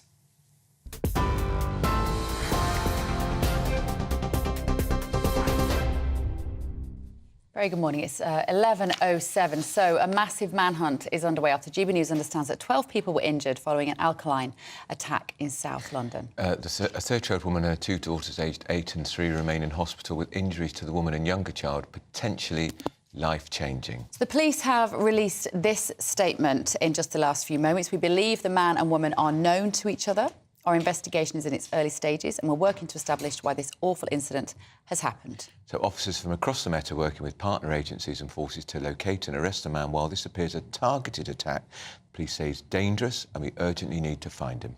Let's cross over to Ray Addison, who is in South London with the latest. Ray, this new detail, we presumed it was an acid attack, which is more common in these sorts of situations. And now we're hearing it's an alkali attack. Do we know quite what the police mean by that and what specific substance it might have been? No, we know that the police took away samples of the corrosive substance that was thrown over the victims last night, and they've tested it and come back that it was an alkaline substance. And you can see on the road just behind me marks that may have been that substance where it was thrown. Then also a rather damp patch where London Fire Brigade have tried to water down the road to try and wash away any signs of that dangerous substance in an attempt to further protect the public. I'm sure we'll be getting more details on exactly what that substance was and the impact that it's had throughout the day. We do know, however, that the mother, her 2 young children, were subject to that attack. The mother, aged 31, her daughters, 8 and 3, all remain in hospital. And whilst we're told that none of the conditions are life-threatening, the injuries to the mother and her youngest daughter could be life-changing, we are told. Of course, the impact that will have upon them for the rest of their lives is very concerning. We know it took place last night at around 7:25. Police were called to Lesser Avenue. It's a quiet residential street in Lambeth, rather, near Clapham Common. And eyewitnesses are saying that the mother and the children had been attacked by the man. They got into a fight in the street, and eyewitnesses came to try and help them and come to their aid. Belle Ribeiro Addy is Labour MP for Streatham, and she says police are going to be here throughout the day to try and reassure people of their safety. people right across the community are shocked and deeply saddened to hear what's happened. Obviously, our thoughts, prayers and concerns are with all of them. Very pleased to know that those that came to their aid and the police, who also were first to the scene that came into contact with the substance, have all been cleared, so that they are all fine. And as you can see behind me, the emergency services have gone to great lengths to make sure that they've washed any substance that may be left on the road, so no one is at harm. We want to assure people in the local area that they are perfectly safe. There are additional patrols around to help make sure that people feel safe, but this is a horrible and quite specific attack, and we hope that with all of the information that the police now know about this individual, that they will catch him soon. Now, while police say that this does appear to have been a targeted attack, and in that sense, so to speak, an isolated instance, they have stressed that this individual is extremely dangerous. They're working with partner agencies to try to track him down. We know that he tried to disappear on foot in the car. He crashed the car and then had to make off on foot in the direction of Clapham Common, just down the road. They do say that the investigation's in its early stages, but they're urging the public, if you've got dash cam footage, if you've got mobile phone footage, please do get in touch with the police. OK, thank you very much, Ray. The MP that was talking there is Belle Ribeiro, Addy. She's the local constituency MP. It seems like the other people who were hurt in this are passers-by. There was a bus driver. Other family members came to help, and then I think they've touched the children and the alkaline and have had... Well, let's hope they find him, because this man is dangerous. But we'll keep you up to date on that, because that manhunt is underway. Well, joins in the studio is the barrister Sam Fowles.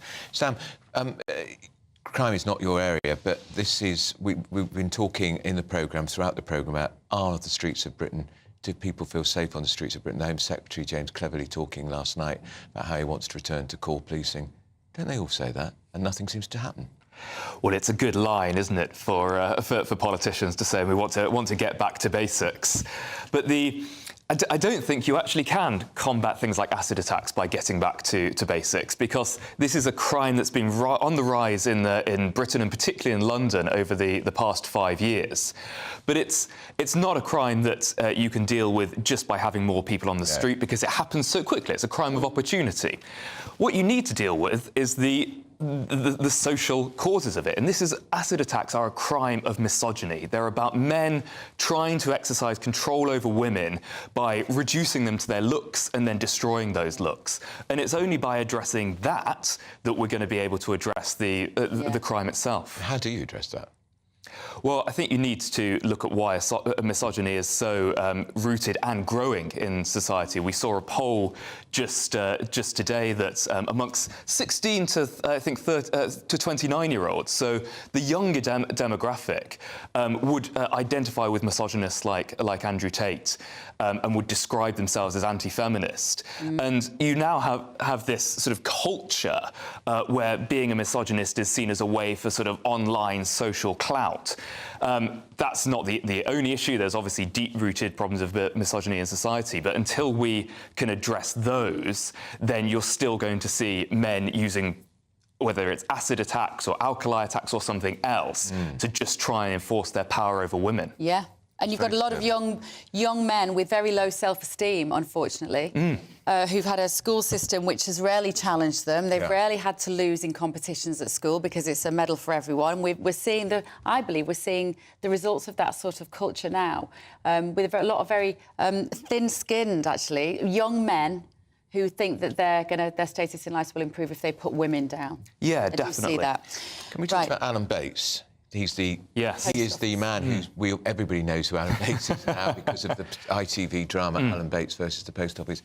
He's rejected the offer he's had from the Post Office of compensation. He's been fighting for years and years. He said it's 1/6 of what he asked for. We don't know what he asked for, but he said the offer, interesting words he used, Sam, derisory and cruel. Now, you represented a lot of these postmasters. Were you aware, back when you were looking after the post, what sort of offers the Post Office was making? Were they getting anywhere near what the postmen and postwomen deserved? Well, I know this since then. So when I represented them, it was overturning their convictions, so setting them up to get the compensation. What we're seeing now with the compensation is it's not just that it's giving derisory amounts. It's that the process for getting that compensation is horrendous. It's essentially re-traumatising post office workers, and they're being asked to fill in these enormous forms. I think 14 pages of form you have to fill in. You're not allowed a lawyer to do that. You don't get a lawyer until afterwards. And these were... Isn't that appalling? That's outrageous. And a lawyer should be taken through every step of that, every page. Well, you need them right at the start. And these, I think Dan Needle from Tax Policy Associates, he's one of the leading tax lawyers in the world. And he said, there's no way I would touch this form without a lawyer. And because they could be signing away their rights to money in the future or something, because they're not lawyers. And they are, and they're being asked to only do things like only apply for what's called consequential damages, and they're using all this technical language. What it really means is damage to your reputation. And the form says, oh, you can only apply for damage to your reputation if it's caused direct financial damage to you. That's not right at all, and any lawyer would be just taking a big red pen through that. So in other words, it doesn't matter if people in your village thought you were a thief unless you can demonstrate a tangible financial impact on you from the village thinking you were a thief. The emotional damage in and of itself, they say, is worth nothing. We're not going to give you a penny for that. That's certainly the impression that it's being given. And then there's it's the money some of them paid out to get it to go away, but also the loss of earnings, Sam, is hugely important. Absolutely, and you know, some of these people, it's their whole lives. I mean, Alan Bates, it's 20 years of his life. What's the amount you'd earn over that time? And you see, you know, that's hundreds, if not. And the properties, some of them had to sort of leased or owned some of the properties that they ran the post offices in. Those who owned those properties would have seen an increase in the value of those properties over that 20 years, and on and on and on. It should actually be a fairly simple calculation in terms of a loss of earnings for some of these people. Do you have any idea of any sort of sums which have been offered to the victims of this? Yeah, there's obviously there's a huge range, but some of the extremes are pretty extreme. And there's a report that one person got £15.75 in compensation. I'm sorry, what? A book of stamps? Well, barely that now these days. Another guy who had a stroke as a result of the stress that it caused him got £1,500. And that was £1,500 after nearly losing his life. And Sam, I've great respect for the legal profession, but you probably know where I'm going here, bearing in mind you're a barrister. But the Post Office brought in really expensive fat cat lawyers to crush these postmasters and postmistresses in their fight to get proper compensation. And of course, their bill is being effectively picked up by the taxpayer because the Post Office is a public institution. And I think it was right that proper lawyers, highly competent lawyers, argued the case, and the case was argued properly. So I don't have a problem with that. What I do have a problem with is that the same sort of generosity and the same level of resources, now the Post Office have clearly lost that fight, is not being expended to make good that loss. And it's not got much coverage today, but Fujitsu, who are up to their neck in it, of course, it was their Horizon IT system, and we know that the boss who was before the Common Select Committee admitted a moral responsibility and a financial responsibility. They're saying, oh no, we're not paying up until the public inquiry is finished. We're not expecting that to end, Sam, till 2026. Some of those postmasters and postmasters will be dead. Quite a few of them will be dead, actually, because they were getting towards the end of their careers in the noughties, weren't they? And this is... I think this is really the problem with the whole political approach in saying, let's just wait for the public inquiry. What's coming out in the public inquiry, a lot of it came out in the court case in 2019. It came out again in the court case in 2021. That stuff is known. It's in the public domain. It's been known for a long time. We don't need it to come out for a third time in the public inquiry to know that certain things were got wrong. Sure, the inquiry is likely to present an even more full picture and identify other failings, but we know things were wrong already. We know that in a huge number of individual cases, they were convicted, they lost money, they shouldn't have lost money. I don't see why we can't be solving those problems right now. Should we talk? Do you want to talk about microaggression Or XL bullies? XL bullies.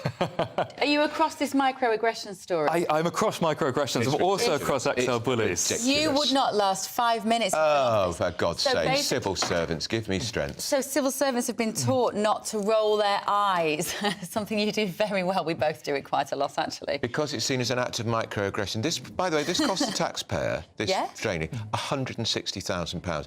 What the hell is going on in our woke civil service? Who cares if someone rolls their eyes in exasperation? What the hell is going on in our civil service, full stop, if the way that civil servants are communicating with each other is rolling their eyes and looking at their phones? I mean, is the government being run by people who are essentially acting to each other like stroppy teenagers? Yeah. But I'm all right with people, because, you see, I would be in defence of eye rolling. So me too, I couldn't care less. But do you know why? Because I want people to give me their genuine reaction, as long as it's not deeply offensive. But I want to know how people feel. And what they're being told here, civil servants are being taught, and of course this is an area of employment law, because people are taking cases against their bosses who roll their eyes at them. They're saying they're being encouraged to say nothing and nod their heads to promote transparency and inclusion. Don't show what you really think, just nod your head. But I think that comes with then saying what you really think, and this is the key problem, and what these courses are trying to establish. And I looked into some of them when I was researching this, and it's not saying hide what you're feeling. It's saying, rather than huffing and puffing and rolling your eyes, if you've got a disagreement with someone, say I've got a disagreement with someone. Because otherwise, you can't have an effective workplace if people are sort of just passively, aggressively huffing at each other. Why do these civil servants need to be taught this? Why do people need to be taught this? This is just normal discourse in a normal working day. You don't need a seminar on it, Sam. Well, why indeed the civil service need to be taught this? That's a big problem. But clearly, if you're having a seminar, someone clearly thought there was a problem. And let's also... I can tell you why. Go on. Because a British woman of Indian descent complained that she was the victim of racial discrimination when bosses raised their eyebrows and made I've that just noise arched my eyebrows. while she was talking. So she used that as evidence of this microaggression in the workplace. Maybe, Sam, they just thought what she was saying was idiotic.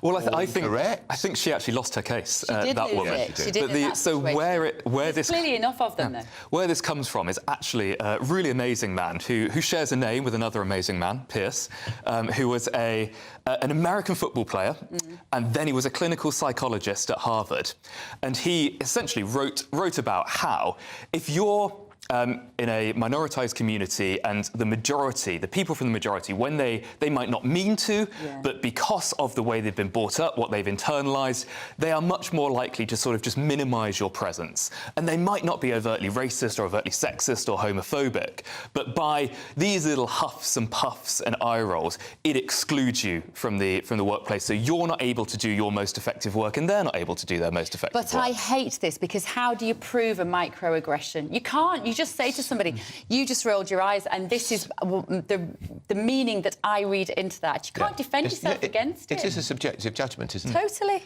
Yeah, and I think that's why it's actually a good idea, rather than litigating this in the employment tribunal, it's a good idea to just avoid the problem altogether and teach people to communicate in a more effective and respectful way. I just don't know why we have to teach people this. Why can't people just work it out for themselves? Did you learn nothing at school? Well, I mean, I've got to say, I agree with you. I'm astonished that we have to teach people this. Certainly, rolling my eyes and huffing and puffing was something that was knocked out of me quite quickly. I say, I wouldn't be offended in the slightest. I would not regard it as an act of microaggression. Sam fails, and we will get on to XL bullies in the next section. And we will also get on to, we've told you that Italy have solved their small boats crisis. Well, they think they have.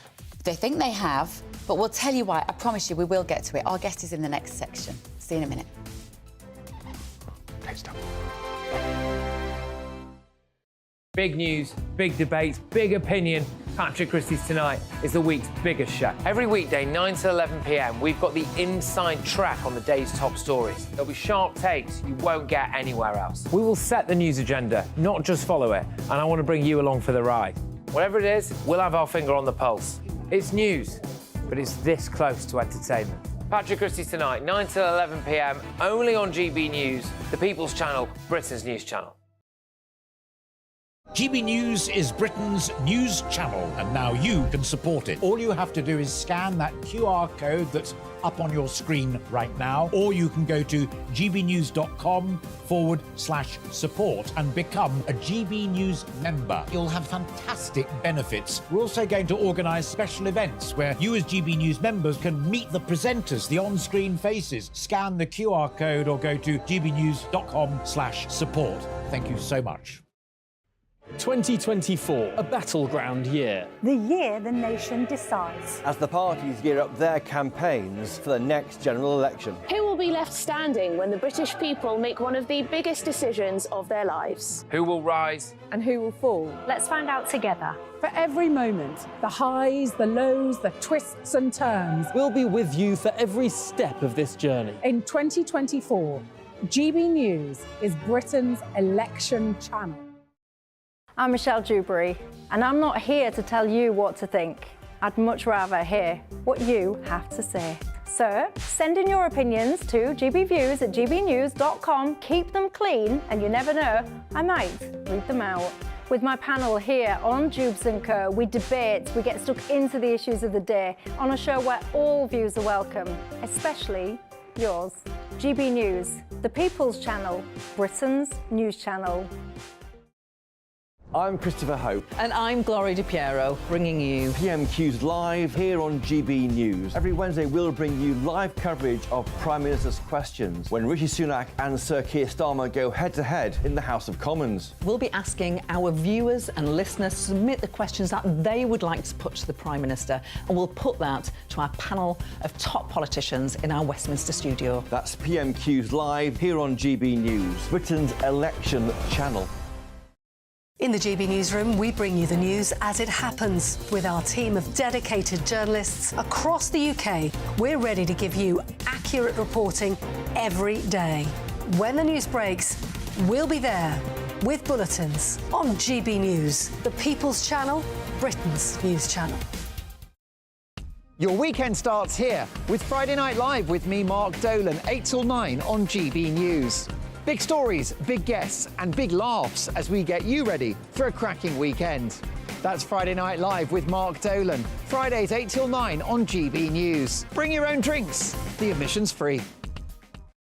Good afternoon, Britain. Good afternoon, Britain. Join us, Tom and Emily, To find out what's happening in the heart of Westminster. and why it matters to you. Weekdays from midday, we bring you the most compelling stories from across the United Kingdom. And from your doorstep to our inbox. That's right, we want to hear from you. GB News, Britain's news channel.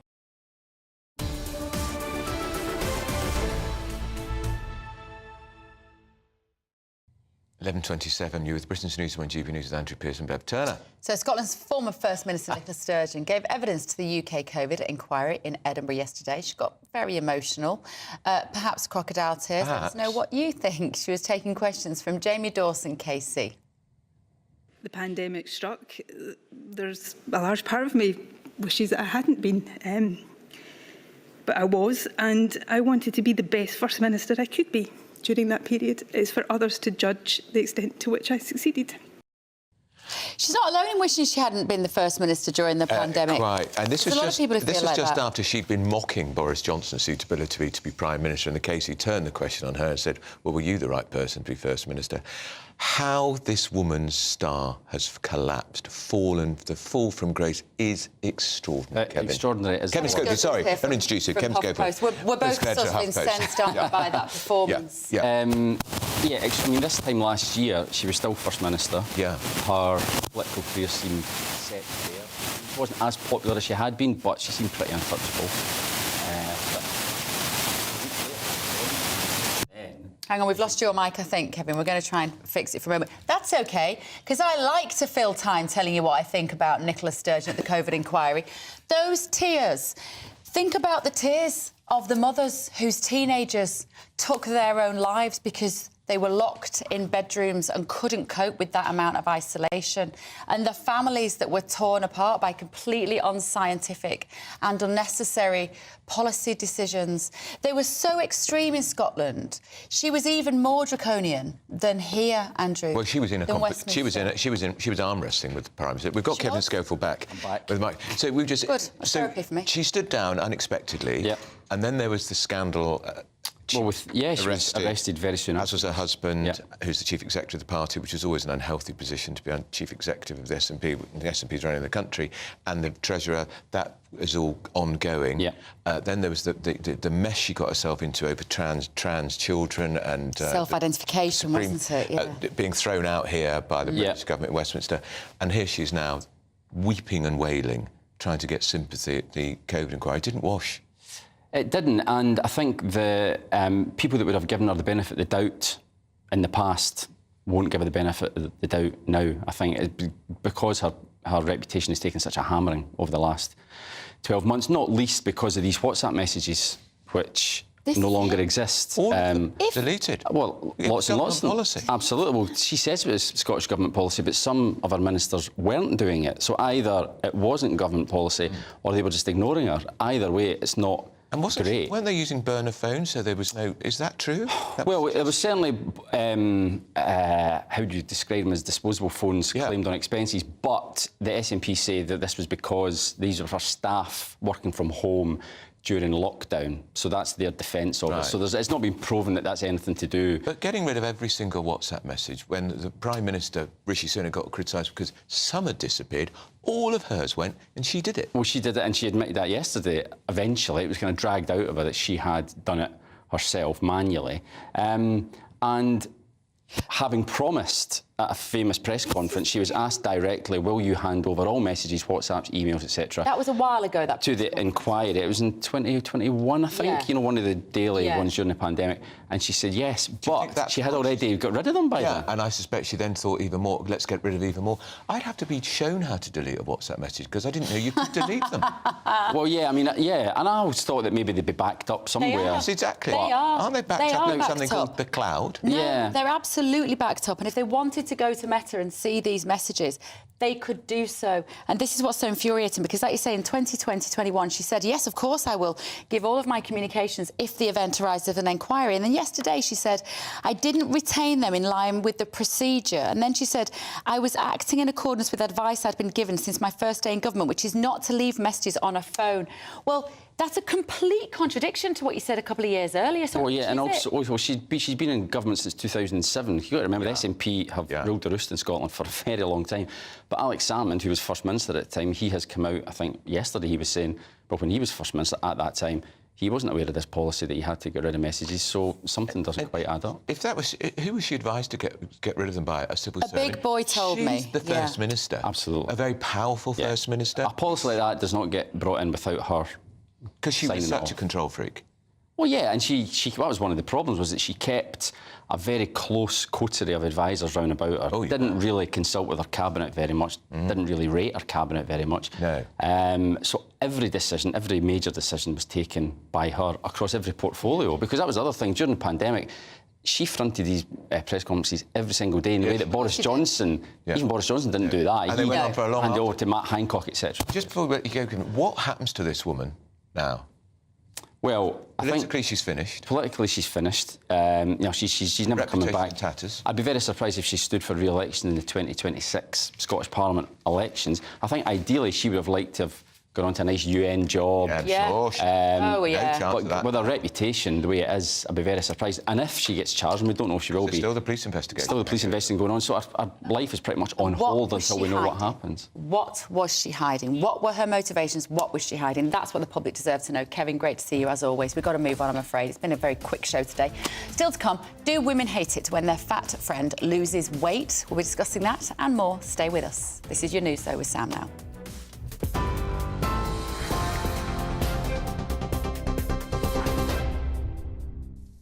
Bev, Andrew, thank you very much, and good morning from the GB Newsroom. It's just gone 11:30. Our top story this morning, a toddler and mother have been left with potentially life-changing injuries after a targeted attack in South London, which saw 11 people taken to hospital.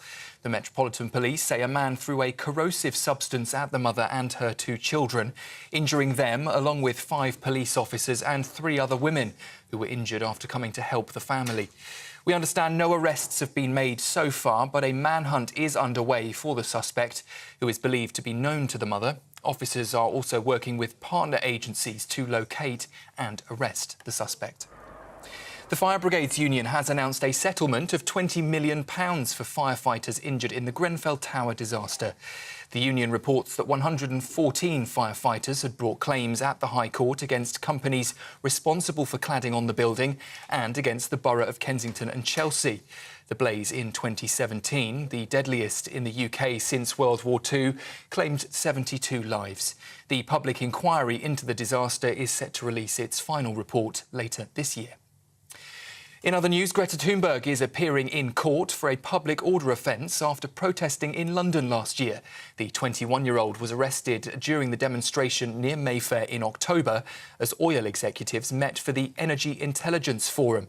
Greta and 4 other activists had pleaded not guilty in November to blocking the entrance to that meeting. And Donald Trump's data protection claim over allegations that he took part in what were described as perverted sex acts and that he gave bribes to Russian officials has been dismissed today by a High Court judge. The former US president's claim for distress and reputational damage was against Orbis Business Intelligence. That's a consulting firm founded by former MI6 officer Christopher Steele. The firm, though, says that Trump's claim was harassment. And for the latest stories, sign up to GB News Alerts by scanning the QR code on your screen right now or by going to gbnews.com/alerts.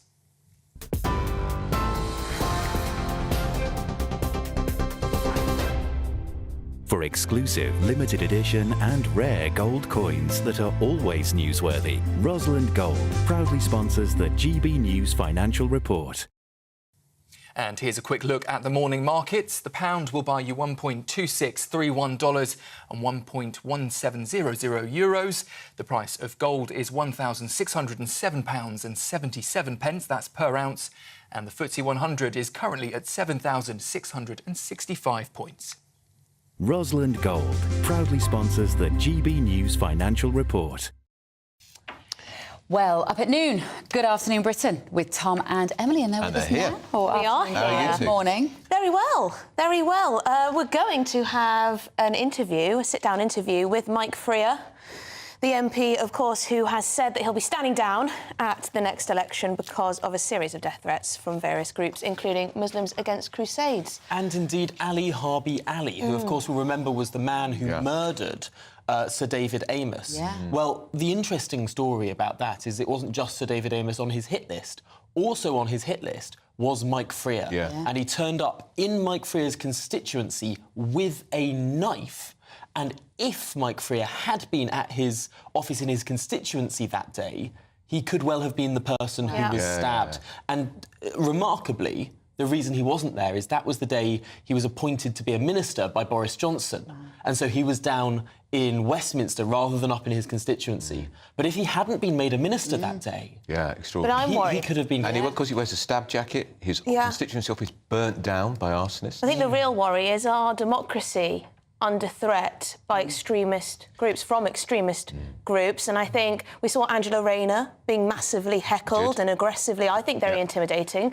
She probably, from Palestinian activists, she's probably quite worried for her safety. Other MPs we know get death threats on the regular, Jess Phillips, Diane Abbott. Plenty of MPs have panic buttons installed in their homes. Well, and Michael Gove is being kept in the grace and favour of house, which could be the Foreign Secretary's, because that same assassin was outside his own house 7 times. It is remarkable. I don't think we rest on the fact enough that in the last 8 years, 2 members of Parliament have been killed by extremists.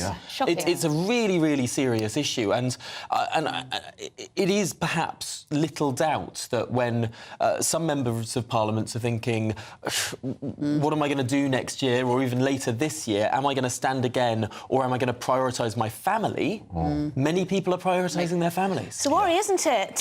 What type of person would want to go into politics if they're worried in some areas of the country anyway? Right. Unfortunately, That's all we've got time for with you two for now, but it will be a brilliant show, as always, this afternoon with Emily and Tom.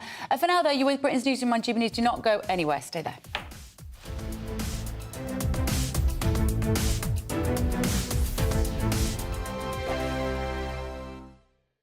Good afternoon, Britain. Good afternoon, Britain. Join us, Tom and Emily, To find out what's happening in the heart of Westminster. and why it matters to you. Weekdays from midday, we bring you the most compelling stories from across the United Kingdom. And from your doorstep to our inbox. That's right, we want to hear from you. GB News, Britain's news channel.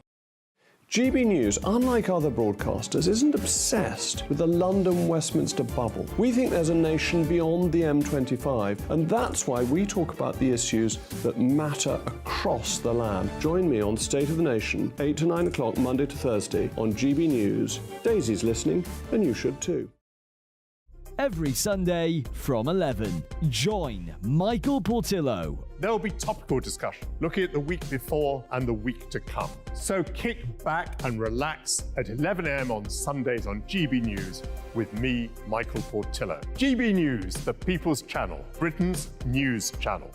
In the GB Newsroom, we bring you the news as it happens. With our team of dedicated journalists across the UK, we're ready to give you accurate reporting every day. When the news breaks, we'll be there with bulletins on GB News, the People's Channel, Britain's news channel. Wake up to the headlines with Headliners every morning at 5 a.m.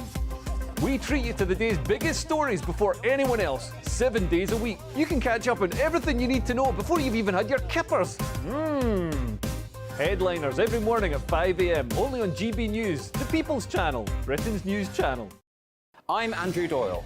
Join me at 7 o'clock every Sunday night for Free Speech Nation, the show where I tackle the week's biggest stories in politics and current affairs with the help of my two comedian panellists and a variety of special guests. Free Speech Nation, Sunday nights from 7 on GB News, the People's Channel, Britain's news channel. Big news, big debate, big opinion. Patrick Christie's Tonight is the week's biggest show. Every weekday, 9 to 11 p.m, we've got the inside track on the day's top stories. There'll be sharp takes you won't get anywhere else. We will set the news agenda, not just follow it, and I want to bring you along for the ride. Whatever it is, we'll have our finger on the pulse. It's news, but it's this close to entertainment. Patrick Christie's Tonight, 9 to 11 p.m, only on GB News, the People's Channel, Britain's news channel. Now then, Lee Anderson here. Join me on GB News on my show, The Real World, every Friday at 7 p.m. I'm not eating bloody cat. Are you Delicious. mental? Open your mouth. OK, here comes a train. Reminds me of the scene in Singing in the Rain. Adam, is that a good one? Whoa! Join me at 7 on GB News, Britain's news channel. When the news happens, it happens here. And really important breaking news. Breaking news this morning. On TV, radio and online, the news starts here on Britain's Newsroom. All the biggest stories and the answers that you need from across the UK and beyond. Join Britain's Newsroom from 9:30 on GB News. The People's Channel, Britain's news channel. Have a great Saturday night with me, Leo Curse, on the Saturday Night Showdown. It's a crazy world out there, so come and make fun of it with me, my panel of comedians, and a couple of people who actually know what they're talking about. This Saturday Night Showdown is your front row ticket to the clown show, every Saturday, only on GB News, the People's Channel, Britain's news channel.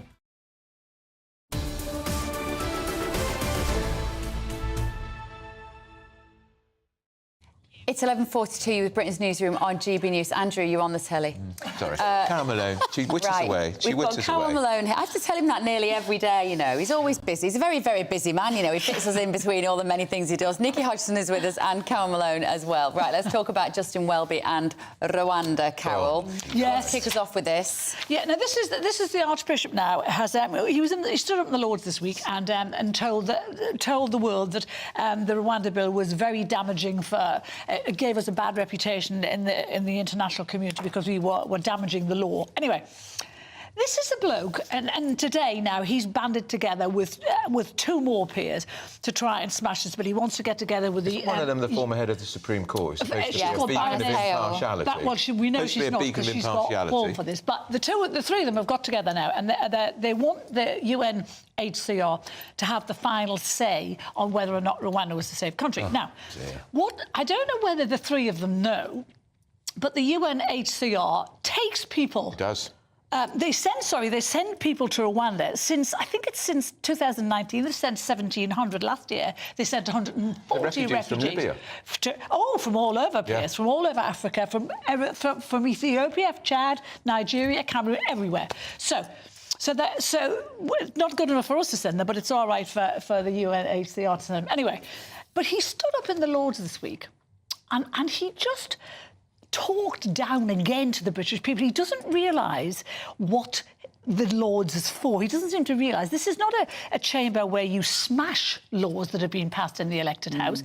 You are entitled to revise them, but not to smash them. But it is his intention to smash them. And this is the guy. I don't know if you guys remember. In 2018, he took a Syrian family into Lambeth Palace. Now, Lambeth Palace is in 10 acres of some of the most beautiful gardens in London.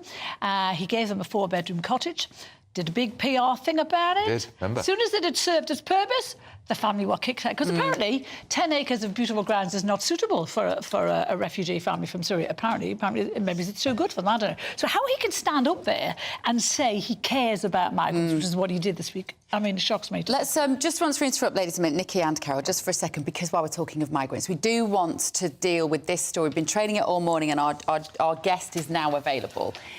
So this is about the Italian government who are going to build 2 centres in northern Albania to process more than 30,000 people hoping to reach Italy each year. So should we be following their lead? So let's talk to immigration lawyer Harjap Singh Bangal. Good morning, Harjap. Thank you for joining us and hanging on this morning. So it looks like Maloney basically had a conversation with the Prime Minister of Albania in November. These processing centres are due to open this spring. She's made it happen like that. Why can't we do that here? Well, we can. The French offered it to us in France to open processing centres. Note that Albania and Italy are next to each other. So Italy have been very smart about this and chose a neighbouring country to do it in. And Albania, of course, we know one of the largest migrants coming into Europe and coming on our shores is Albanians themselves. So we can do that. France offered it to us, but we in our wisdom rejected it. I don't know why, and we chose to pursue a plan sending them tens of thousands of miles to a different continent, which hasn't taken a float yet. But this just seems crazy. So your understanding is that we had this conversation with France. I believe also we might have had it with Albania at some point as well. Yeah, we've had conversations with several countries. And France, it's not an understanding, it's actually a fact. France actually offered us, said, look, you can make a processing centre here. We'll give you the land. We'll give you whatever support you need. And we rejected it. Britain rejected it. And that, to me, does not make any sense. Whereas Italy, what they've done is thought, OK, if you don't want to do it, we're going to do it. And it looks like Italy are going to make this work. But Italy might have a problem, though, with the country that they've chosen, considering the Albanian government cannot prevent its own people leaving its shores. How is it going to... and how is it going to keep these asylum seekers there? This is going to be really perplexing. They should have chosen perhaps a country where they can control their immigrants from leaving. But Albania's got a bad problem of people leaving their country anyway. And so, all right, well, it might just be a money grab, a situation like the Rwanda is doing at the moment. We're pressured on time, Harjap, but just explain to us which Home Secretary rejected the idea of opening the 2 processing centres in France? I think it was, I'm not sure, it might have been Priti Patel, it might have been Suella Braverman, but no one has actually accepted it. It's been a Conservative government. No one has actually come out and said, we will have a processing centre in France. So I can't confirm which Home Secretary it was, but this government has clearly rejected a plan. You know, it's findable. They don't deny it either. They say, yeah, we did reject the plans. And I think they need to be held to account to it, why they're not opening processing centres in France, where Italy have done it in Albania. Yeah, thank you, Harjap. Really interesting. Let's ask our panel about this. It is extraordinary, isn't it, that she's only been Prime Minister for 5 minutes in Italy, in Italy, and she's already done a deal with Albania. They nicked that idea from us anyway. I mean, you know, they hadn't been thinking about it until we said we were going to do it, and now they've got... But, you know, what I didn't know was what Harjap has just said, that France offered to do this. I mean, so why didn't we take it? But this is the problem, right? This Rwanda plan has been so ridiculous from the start because Rwanda isn't a safe country. You know, there's loads of evidence of people protesting. Yeah, but as Carol pointed out, the UNCHR are sending refugees there. Yes, I know. That aside, but what they say is no, but it isn't. I just want to say it isn't safe because protesters who've been people sent back. But if the United Nations Council of Refugees say it's turning refugees there, they must think it's safer. They know more than you. Sent there and then protested have been killed. That's on the record. They also actually something very important about this plan. Rwanda have said to us they won't take anybody who's LGBTQI because they don't like them. They won't have them. So where do you put those illegal to be gay in Rwanda. That's not true. No, but they've said themselves they will not take LGBT refugees. So they're all going to now claim they're gay then? Yes. Well, they'll all claim they're gay as they cross the channel. Again, that's an important thing to figure out. I haven't actually seen that. I mean, I haven't seen that anywhere. But you know, if the UNHCR is sending refugees there, and I'm sure there'll be a few gay people in there. There'll be a few bi. So if they think it's safe, why is it not safe? Well, I agree with you. I think that's inconsistent. I think it's not safe. I don't understand why the UNHCR is saying that it is. And the other thing is, remember that they said they had 200 places for anybody we wanted to send there. There's now 30,000 people, 40,000 people. Where are you going to put all these people? They haven't figured the numbers out. Well, it's astonishing. Well, I thought it because there was two stories today. My paper has got a front page story which says more than 5,600 migrants have been shortlisted to go to Rwanda for deportation flights. But then in the same breath, 30,000 refugees have been released on bail. While their applications are being processed, those people are just going to disappear. Well, they're this is just going to go into the black market. But this is the thing with bail. You know, we're terrible at putting people on bail. The worst people get put on bail: murderers, people that kill their children. You know, and people often get killed. You know, women often get killed when somebody is on bail, somebody that's offended by abusing them before. These people aren't going to get killed. They're just going to disappear into the black market. We want that will do nothing to help Britain. We want to bring you some of these live pictures. We've been talking about this morning. This is the situation in Brussels. The farmers are standing up against the riot police here. This is outside the European Parliament too. There's a summit of EU ministers, so this is really a big attack on the EU's environmental policies. Good. So basically, it looks like it's getting to a bit of a tipping point here because what the farmers are probably likely to happen is they'll get the water cannons out. And as soon as the Brussels police start water cannoning the farmers, who are the people who work the hardest across the world, who put the food on our plates, who keep our landscape in a rural state. As soon as the politicians give the orders to start water cannoning the people, we can see, if you're listening on the radio, because the riot police are there with their batons and shields. It does look like it's about to kick off. And you know, if they do that, Paris will be starved. The farmers will make sure no food gets through to Paris, and they will absolutely deserve it if they start water canning people. Yeah, it is. People, you know, if we don't water cannon eco-protesters, we sure as hell shouldn't be water cannoning farmers. And if you remember, when Boris Johnson had a border water cannon for London, the Home Secretary Theresa May banned him from using it. Yeah, it never got used. It's where it is now, actually. The farmers are furious. There's regulations been pushed through that they feel they had no say in. It's a proper old-fashioned uprising. Right, I think we're done, ladies. I'm sorry we didn't get as much time with you as we would have liked this morning, Carol and Nikki.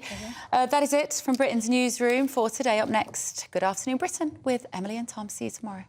You won't? No, I won't. Is our democracy under threat from violent extremists? That's the question we're posing today, as not only violence erupts across the country, but an MP feels the need to stand down. Yes, and we're going straight to Brussels to see more of those very angry farmers. Looks like things are heating up. Boxed boilers, sponsors of weather on GB News.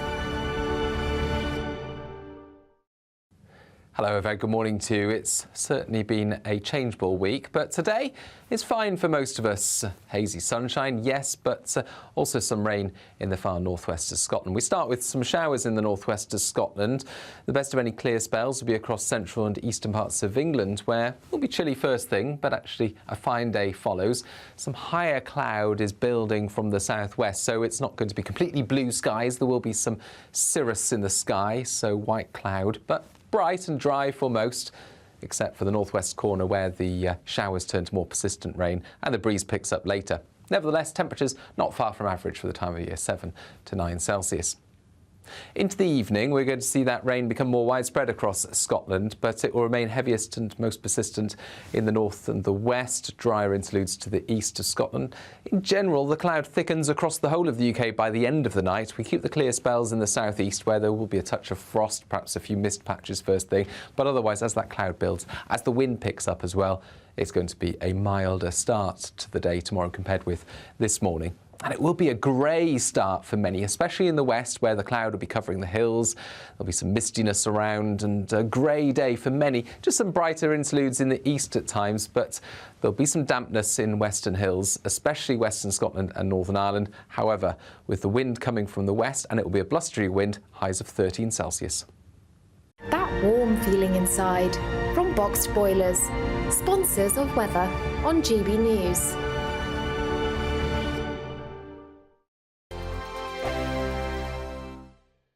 Big news, big debates, big opinion. Patrick Christie's Tonight is the week's biggest show. Every weekday, 9 to 11 p.m, we've got the inside track on the day's top stories. There'll be sharp takes you won't get anywhere else. We will set the news agenda, not just follow it, and I want to bring you along for the ride. Whatever it is, we'll have our finger on the pulse. It's news, but it's this close to entertainment. Patrick Christie's Tonight, 9 to 11 p.m, only on GB News, the People's Channel, Britain's news channel.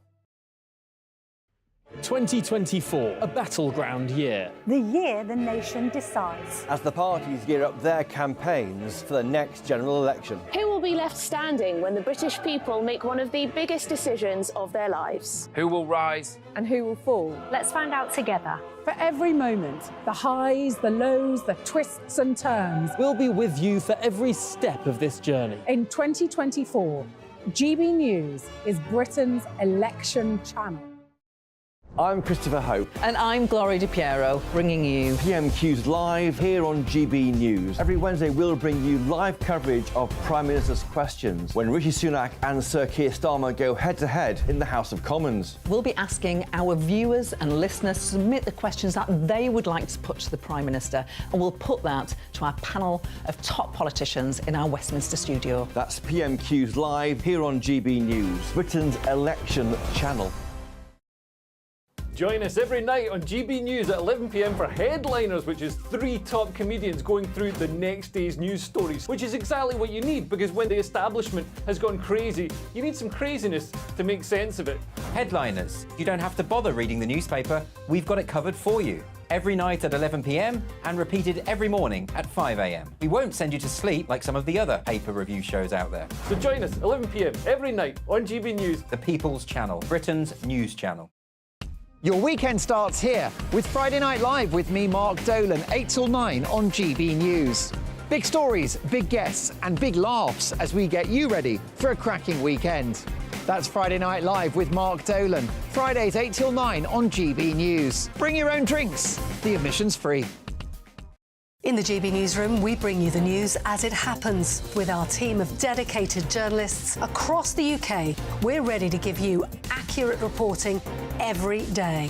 When the news breaks, we'll be there with bulletins on GB News, the People's Channel, Britain's news channel. Tired of the usual focus-tested, pre-prepared Westminster runaround? Well, so am I. So you want higher taxes? Is your department to blame for this? Are you rethinking this policy? Every Sunday at 9:30, I'll be sitting down with those in power to get the truth about the issues affecting you. Let's be honest, we've known about the cost pressures of this project for years, not months. That's the Camilla Tominey Show, a politics show with personality. On GB News, the People's Channel, Britain's news channel. Good afternoon, Britain. Good afternoon, Britain. Join us, Tom and Emily, To find out what's happening in the heart of Westminster. and why it matters to you. Weekdays from midday, we bring you the most compelling stories from across the United Kingdom. And from your doorstep to our inbox. That's right, we want to hear from you. GB News, Britain's news channel.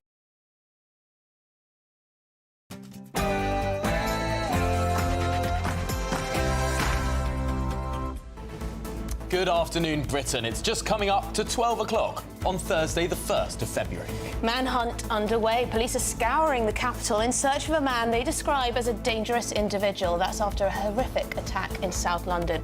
A mother was left screaming, "My eyes," after a corrosive substance was thrown into her face and at her 2 children. Police say they urgently need to find this man. Hounded from office. Tory MP Mike Freer reveals attacks by Muslims against Crusades, Ali Harbi Ali, and a recent arson attack on his office have weighed heavily on his family. So heavily that he's choosing to stand down at the next election. We'll hear from the MP himself in a sit-down interview later in this show.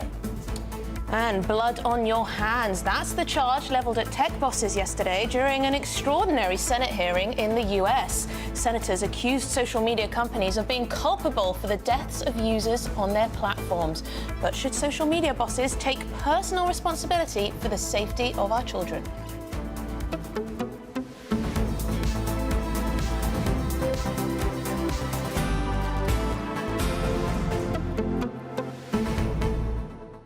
A big theme throughout this show is safety. Safety on our streets, but also safety of our democracy. Are violent extremists undermining these 2 things? Yes, but first, please do get in touch, gbviews@gbnews.com, on everything we're going to be discussing today. But I believe we are going to Liam Halligan in just one moment because the Bank of England is about to announce its latest interest rate decision. Yes, currently at a 15-year high of 5.25%, the Bank of England has kept the rate the same for the past 3 decisions. Will they do the same again? Joining us now is Liam Halligan, GB News economics and business editor, with On the Money.